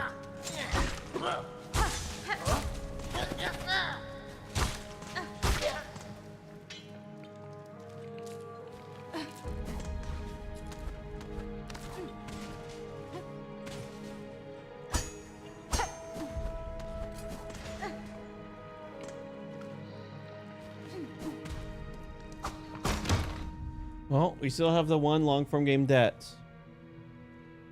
That's what we have to settle right now.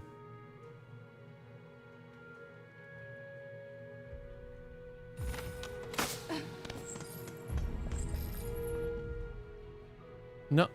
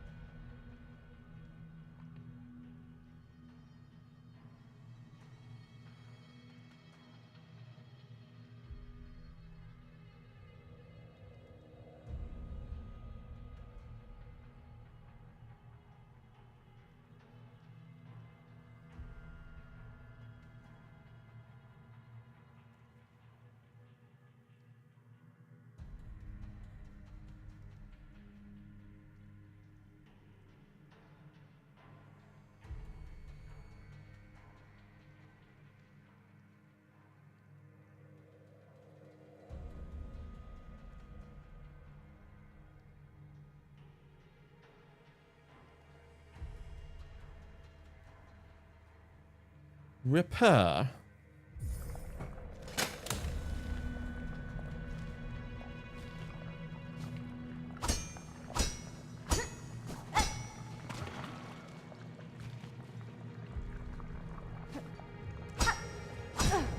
Nope, nope, nope.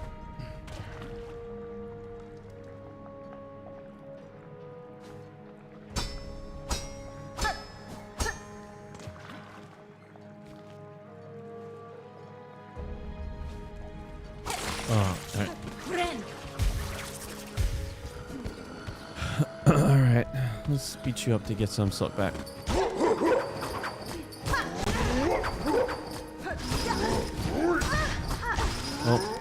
silly goose.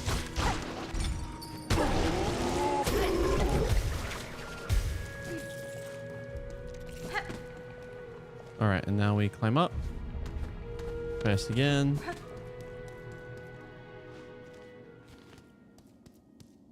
I guess I'll just explore these areas until I get the map.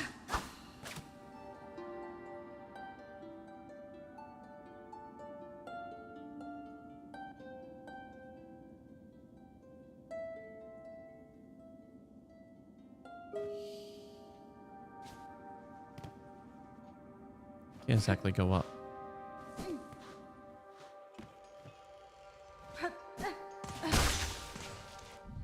Okay, put my headphone, switch it back to my headphones.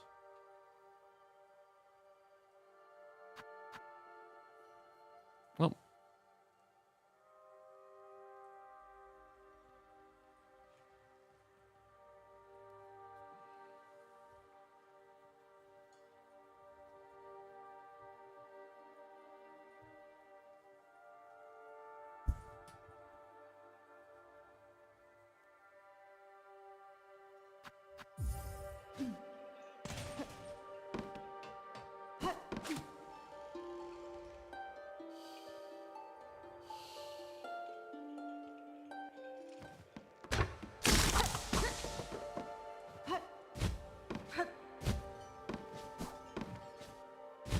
Come on.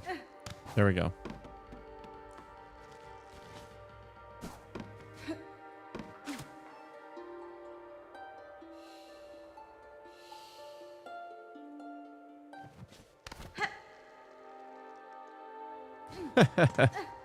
Only a pound.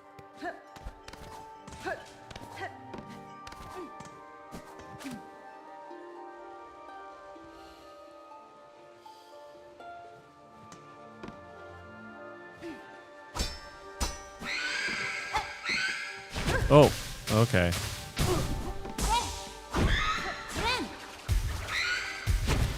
Okay, so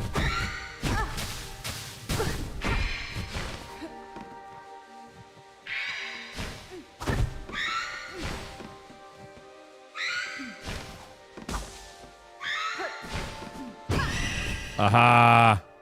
Take that, spirit. Oh, nice. You know, I regularly fast for my health and also as a spiritual practice, because that could be a lot.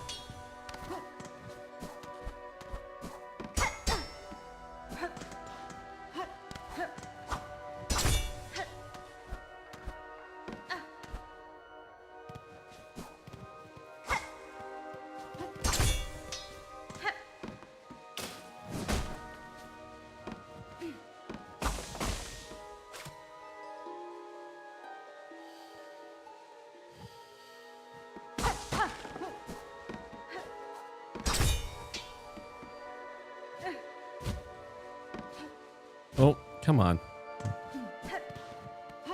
All right.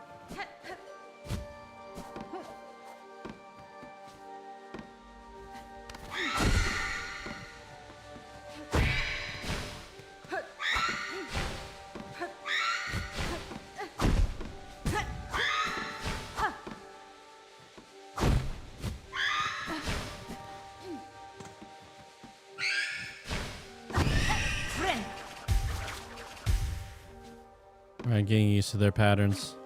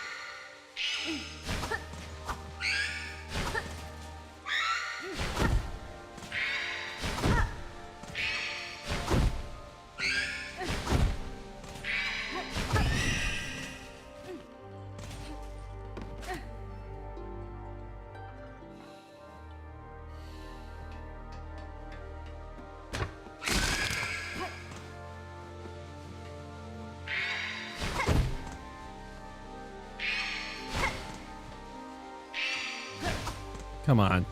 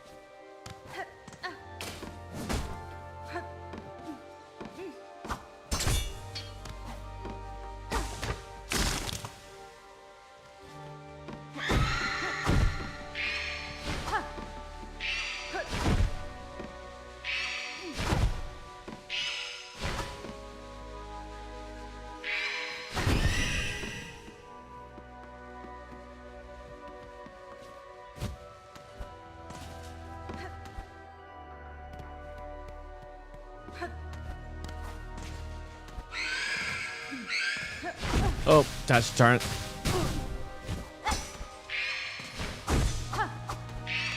Nope. Ah.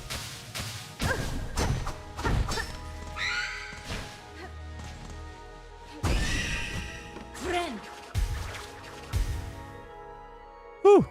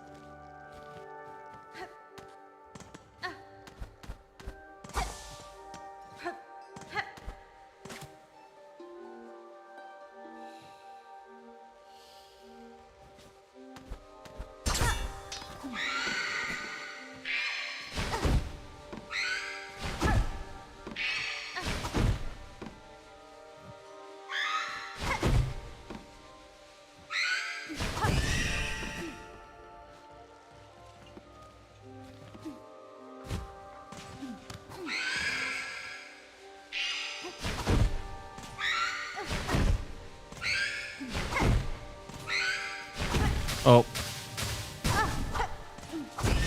None of that.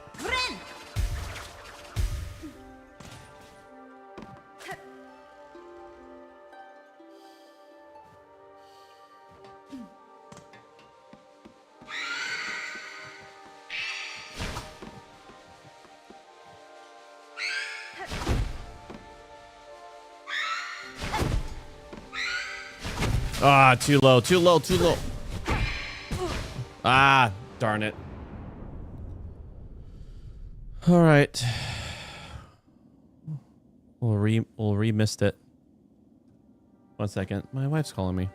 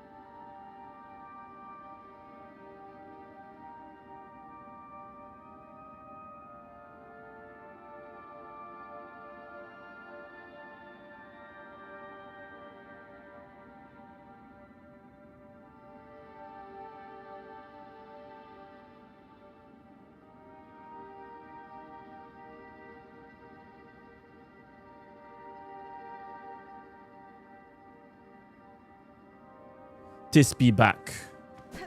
All right, and let's navigate back through the mist. Oh, wait. What am I thinking?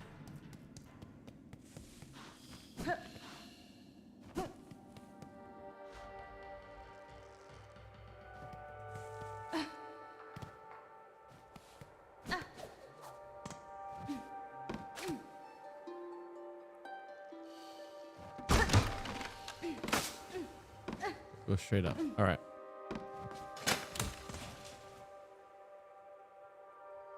Ooh, what's she draw?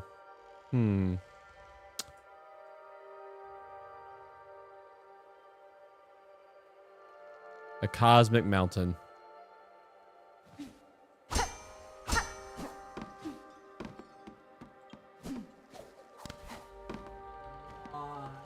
I've great.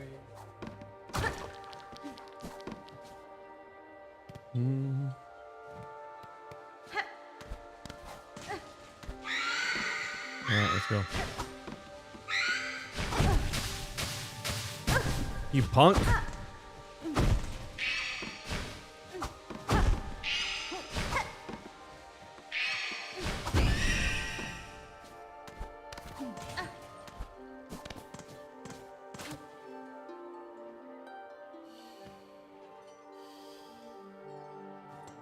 Ooh. Right.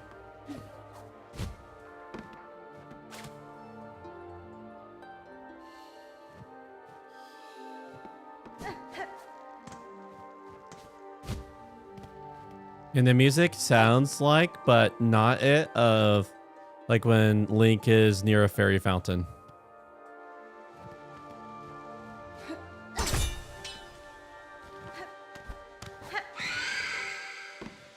All right.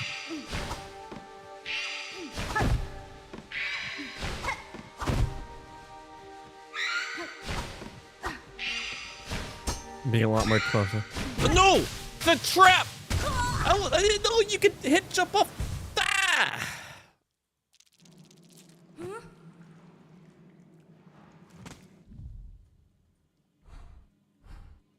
Oh, let's go get my cocoon body.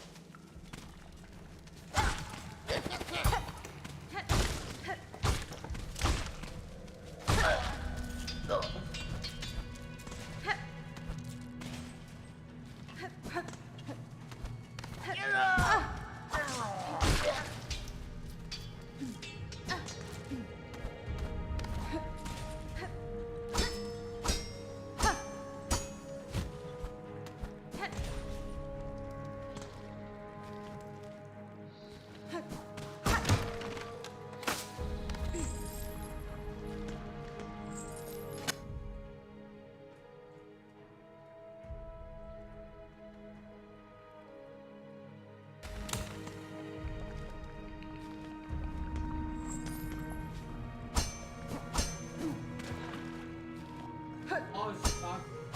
Friend.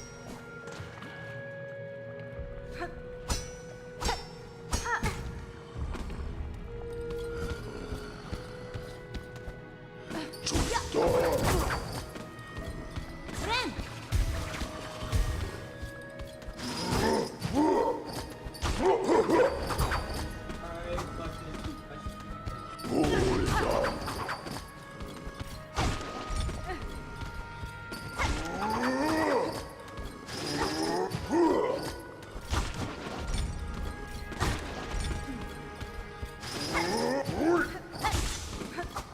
Friend.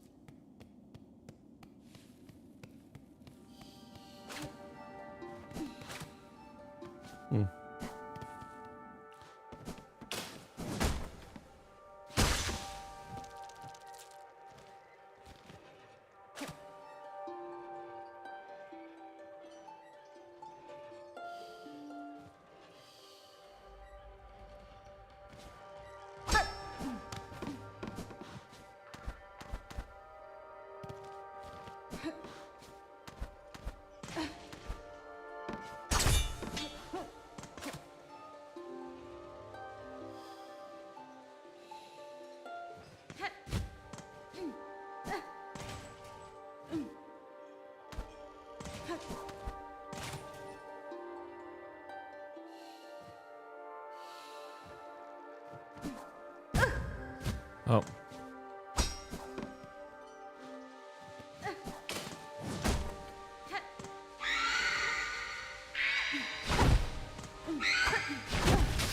Oh, I jumped way too early.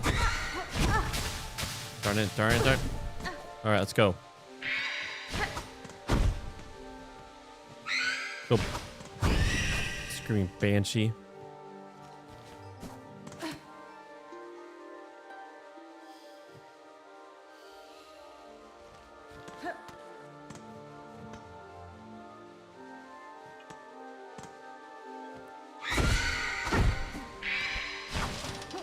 Oh, two of them? Oh gosh.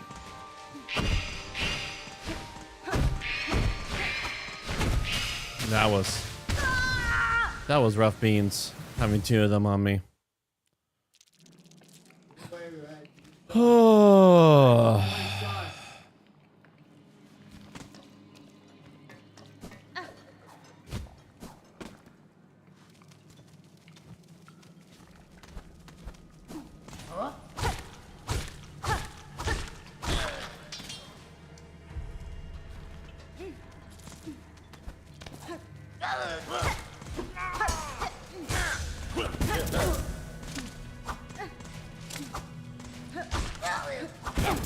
Oh man. I keep thinking I was gonna hit him on the spikes.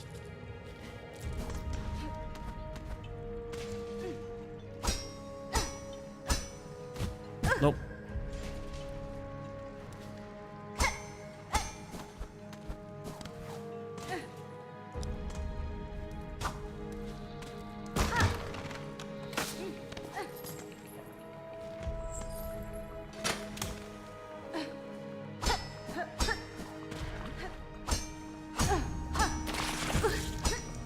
Oh man.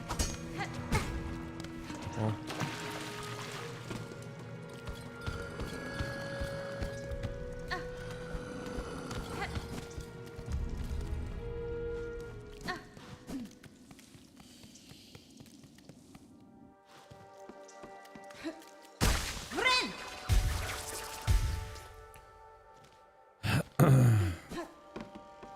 That's nice to know, at least when you're here. All right, let's fall. Try again.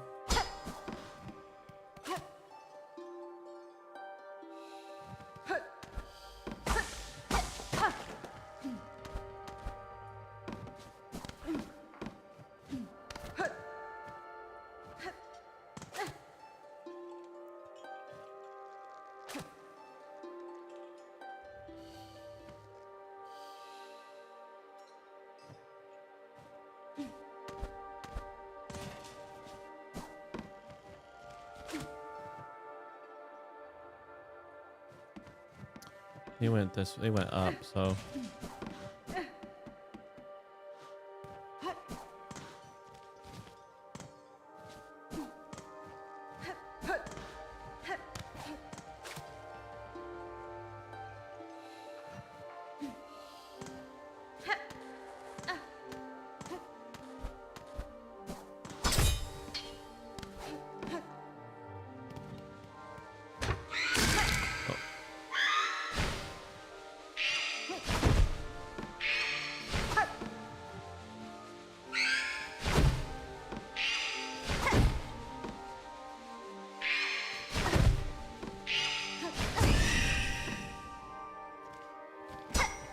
Punk.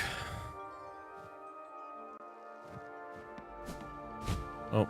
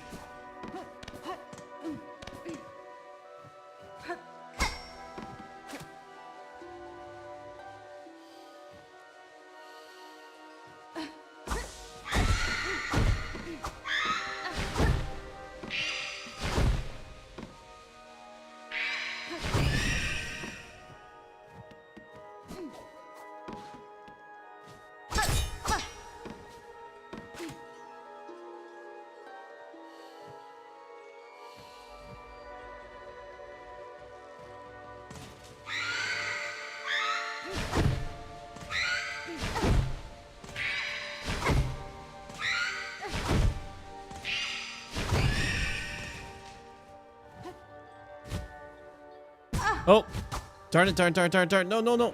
I thought that was a landing pad. Oh, man. I'll just following the rope down. Do this again.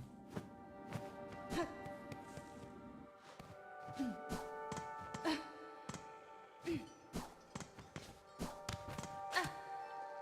think I need to keep going left. Nope, I go up. Okay. Oh, thank you.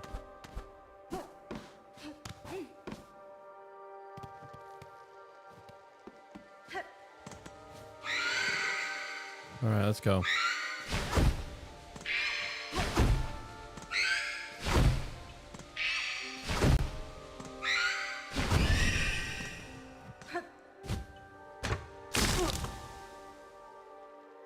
There were spikes there. I didn't remember to watch out for the switch. I was so focused on getting to the... All right, let's go.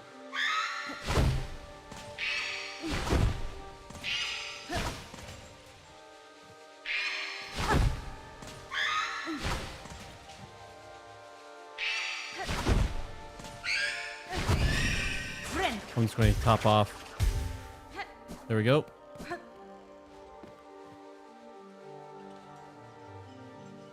Nothing below her.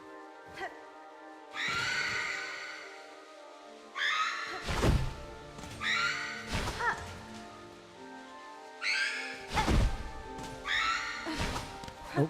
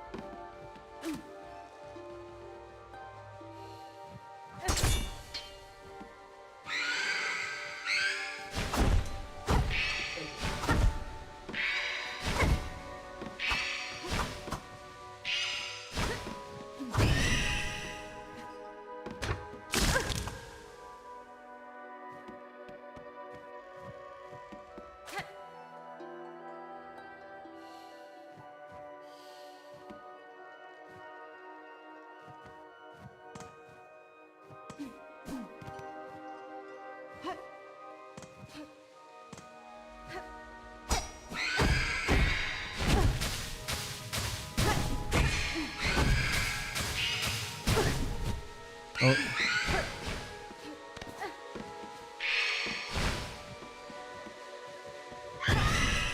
Oh, no. Darn it.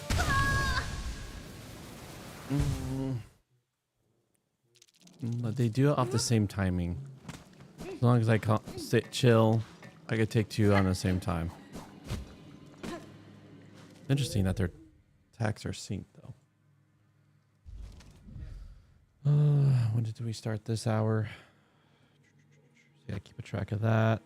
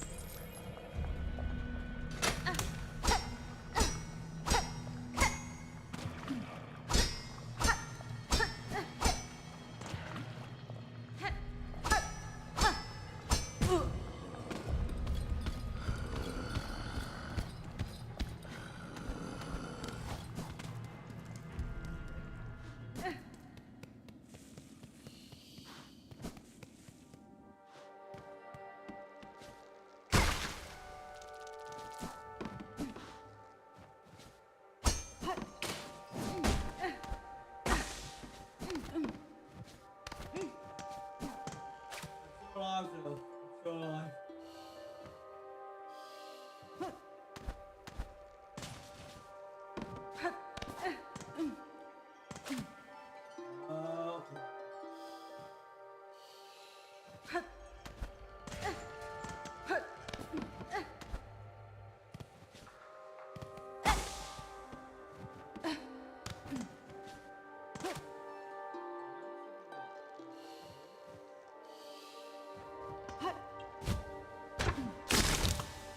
I should have just moved on. I should have just kept going. I was like, I'll go back. That one has a trap.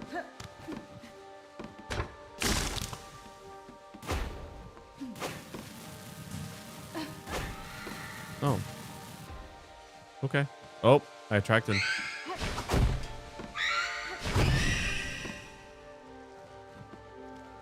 Yeah, whatever.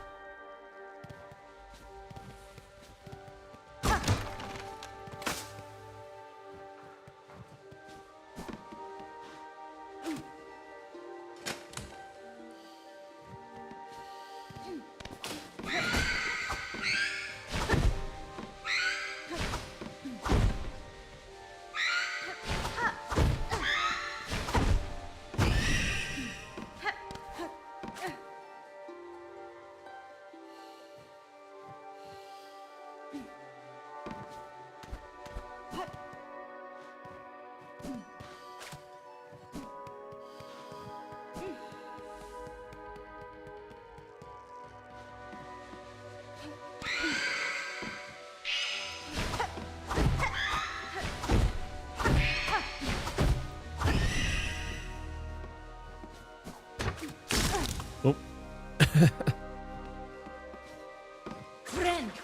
I'll heal myself up. Grab this thread up here.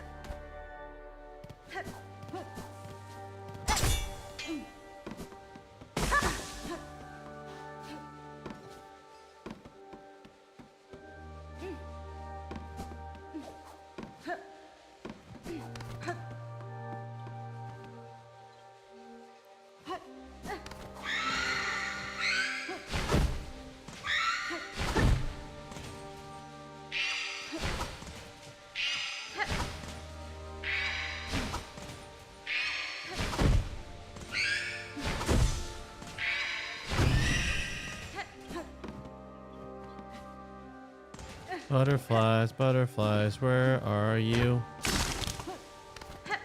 I got a score just for you. You are.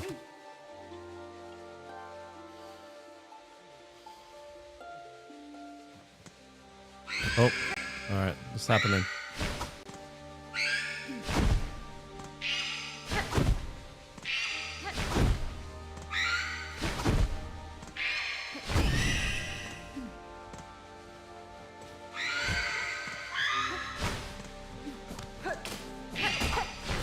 Oh, all right. Come on. Let's go.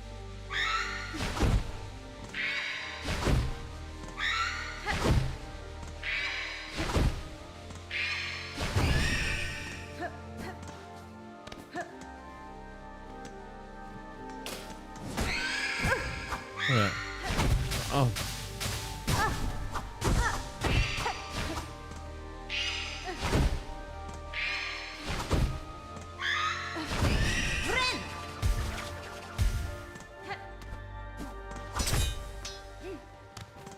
Make sure this is the way.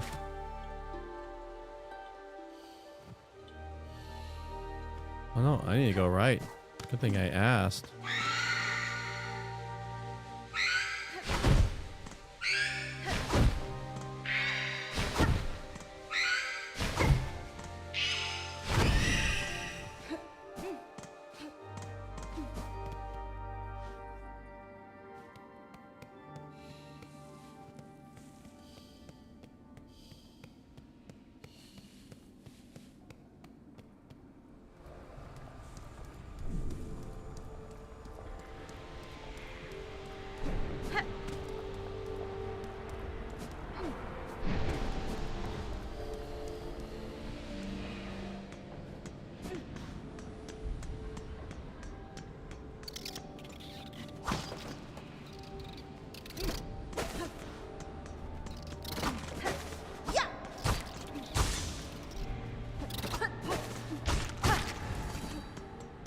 I always.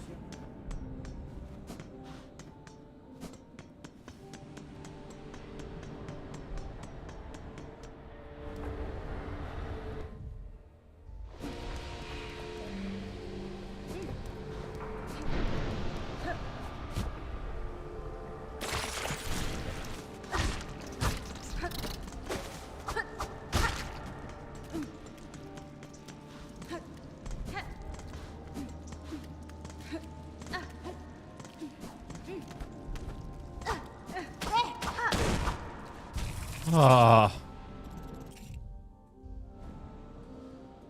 Ah. A bench. A bench!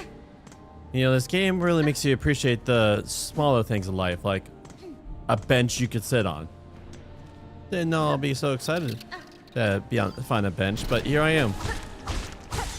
Grown man excited to see a bench.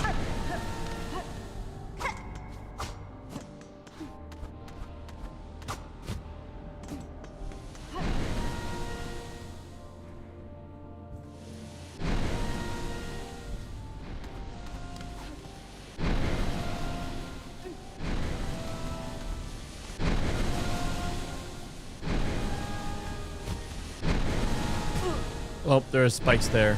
Oof.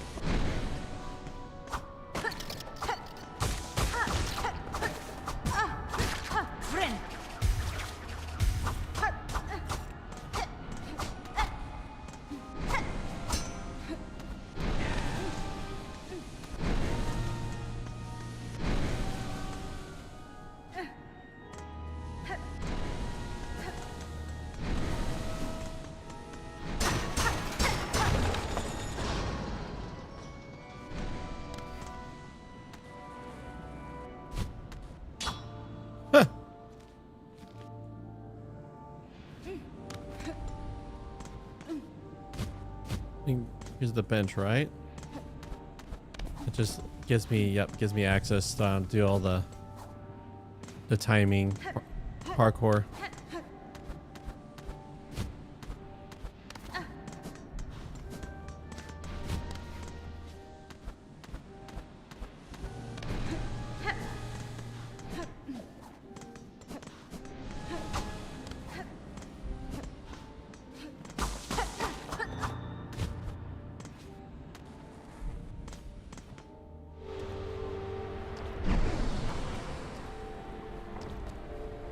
Oh.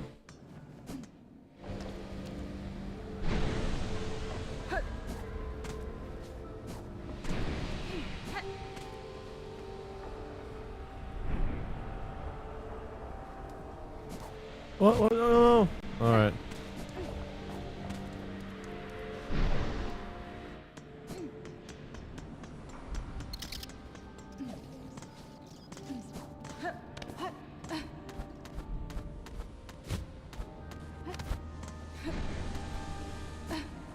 Oh.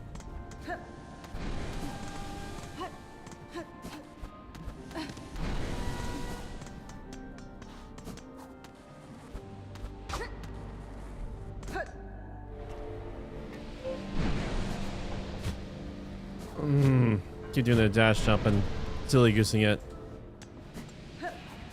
Doing too close to the ledge.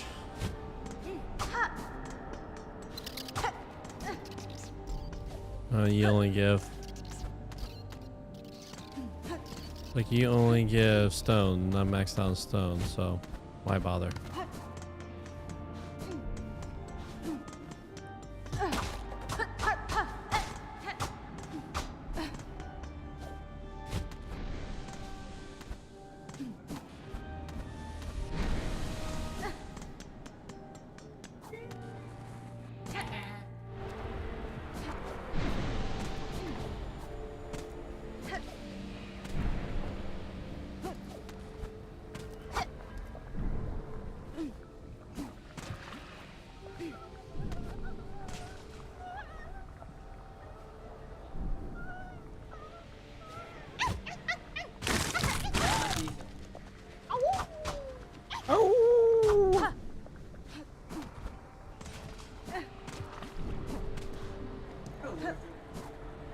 Oh.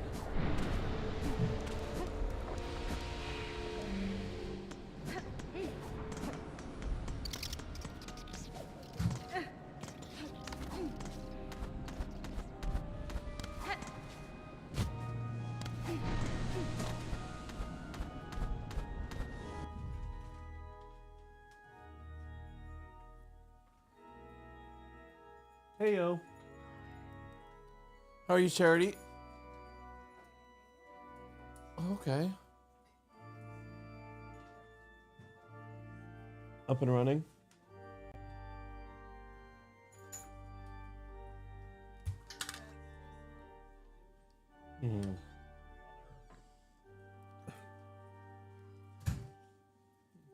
How's your teeth, Crown Boy?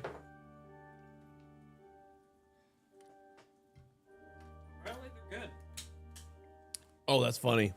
Obviously, it's a You didn't eat it? Because apparently your teeth are good? They didn't need the second day of cleaning. Oh. They were all done first. So you took day off work for no reason? Pretty much. I mean, Okay. I'm still gonna get paid because I put it under sick pay. Oh, okay. At least from what I remember.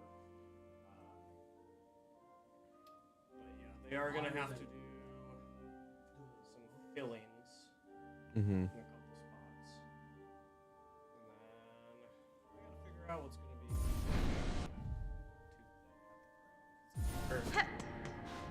get another crown put on there. Mm-hmm. Or pay another. Mm. Depending on how much it is. Yeah.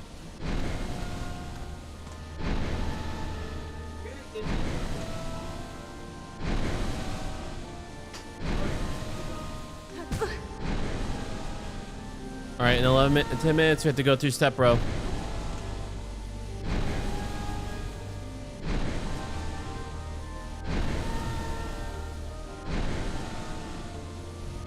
No,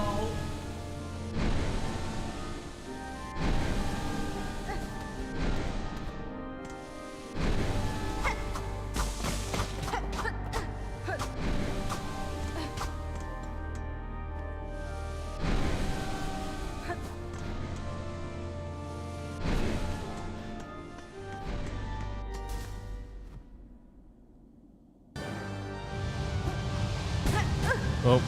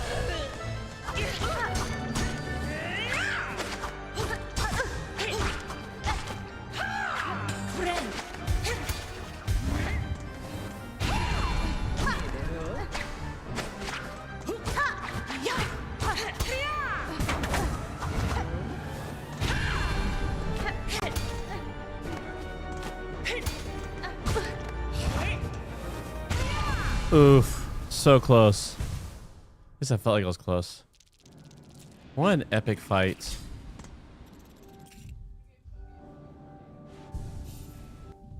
I'm trying to think. What would be the best trap for her?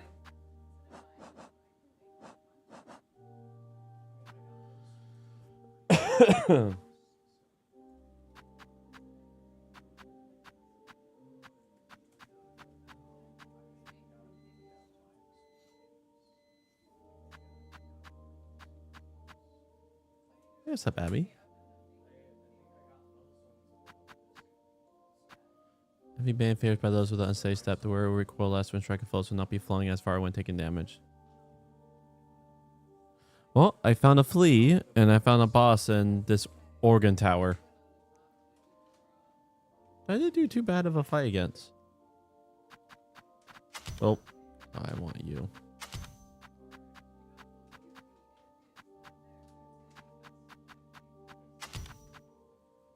I'm trying to think what will be the best trap. Tax or Sting Shard? Which one do you think?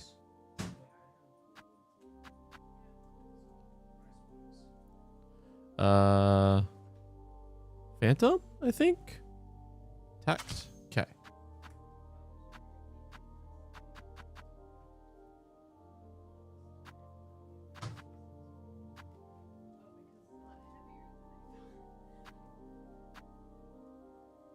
Kind of useless.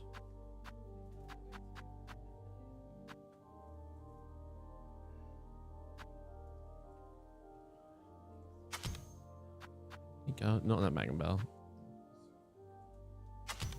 Do the bell and multi-binder.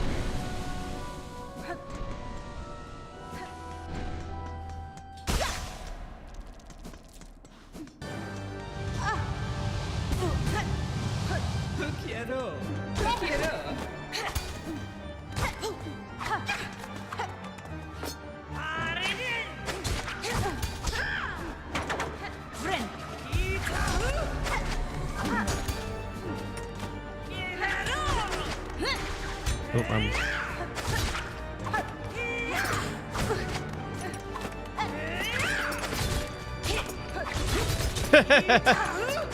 This thing works.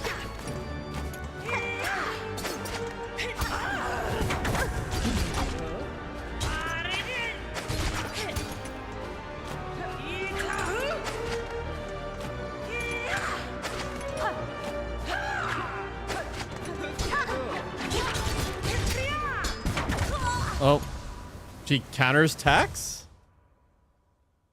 Fun. Okay.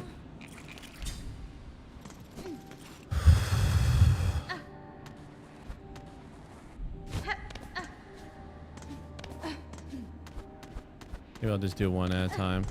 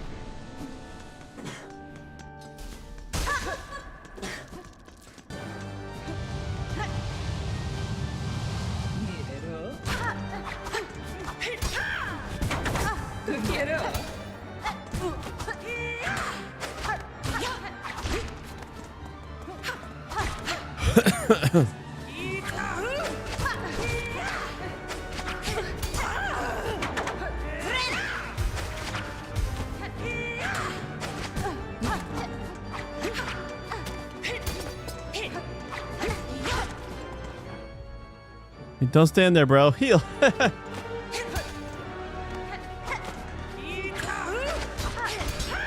No, no, no.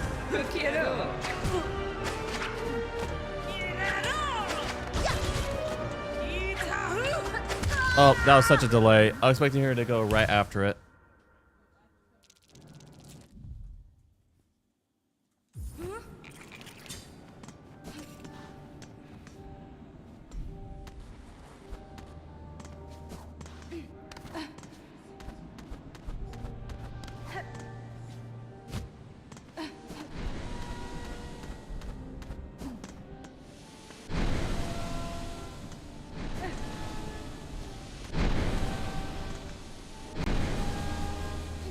Oh.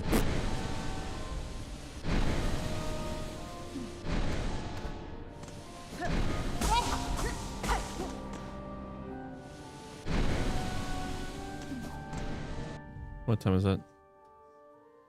All right, in 2 minutes, bro. Nope.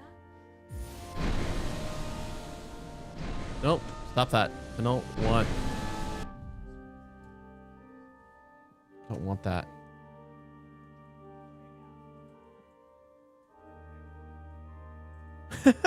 Oh yeah. You gotta always, I don't know if you've ever heard of Dancing Mad. It's a Final Fantasy VI score for Keka, the final boss. If you love Oregon, check out Dancing Mad.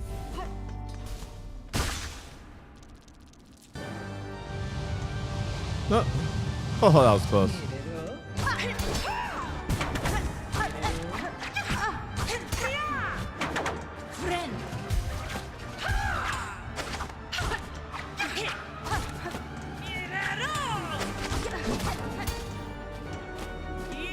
Oh.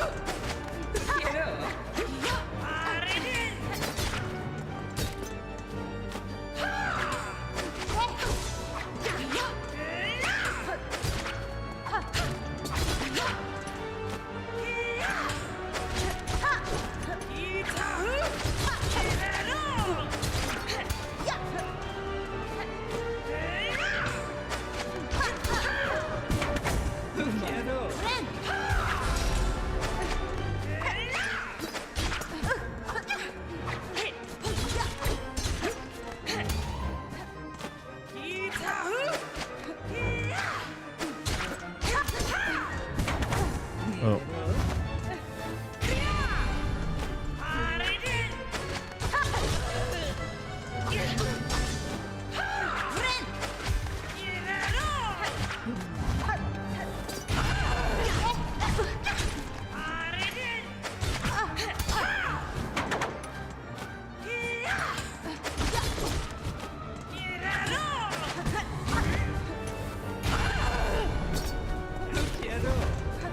Oh, gosh, I ran right into that.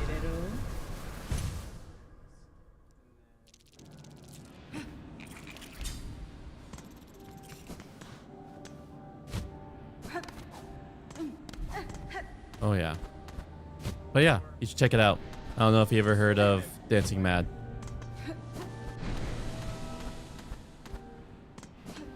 I mean, you have even much more appreciation if you ever play Final Fantasy VI or 3 on the Super Nintendo.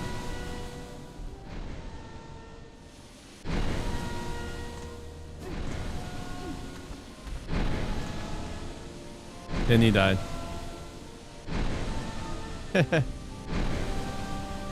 Oh.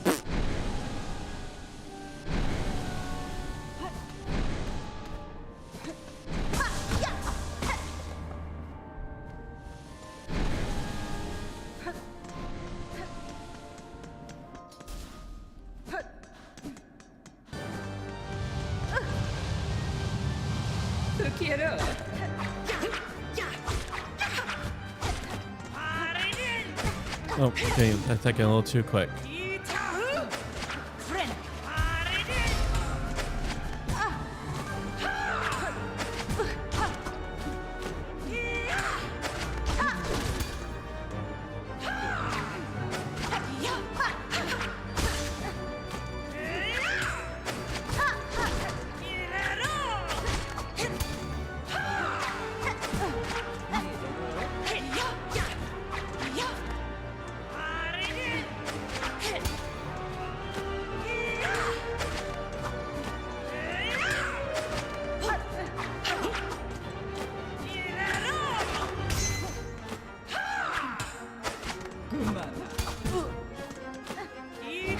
Oh gosh.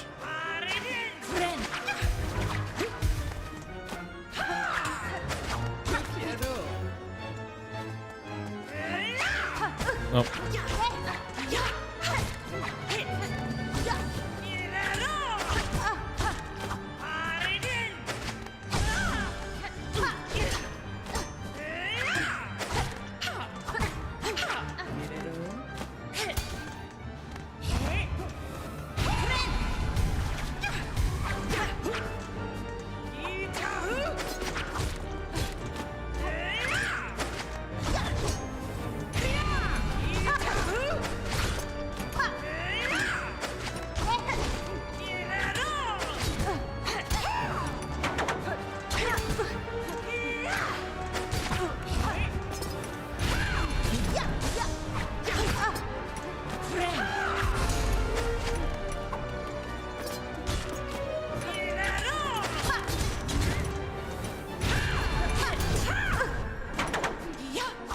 Oh, so close. I see.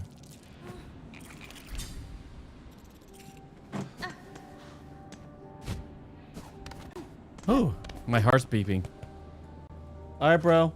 We're at time that we have to complete depths.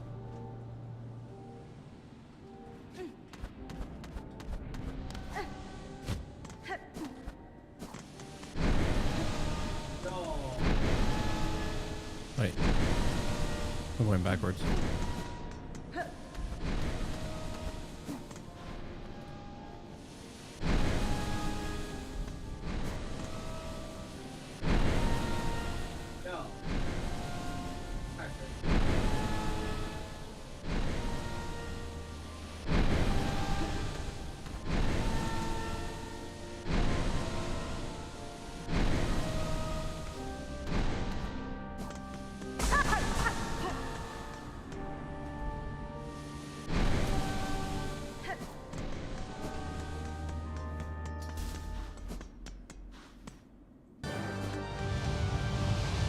Oh, my bad.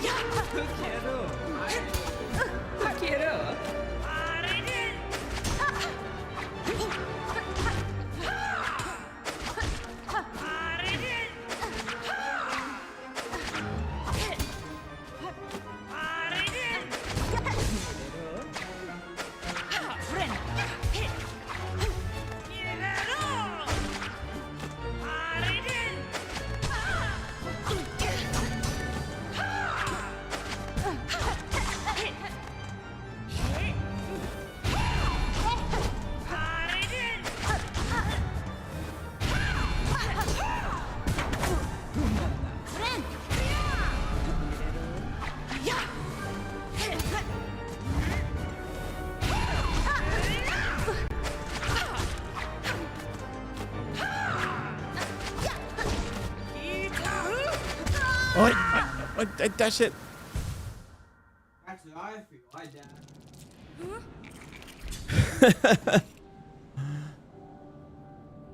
Yo, I feel now.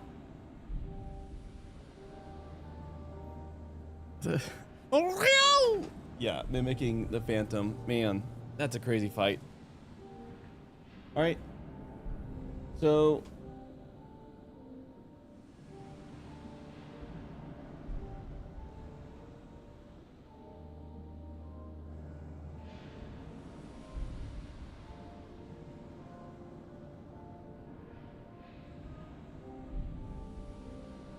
All right, bros. I will be back. We're gonna go do some things, but catch you guys soon. Bye.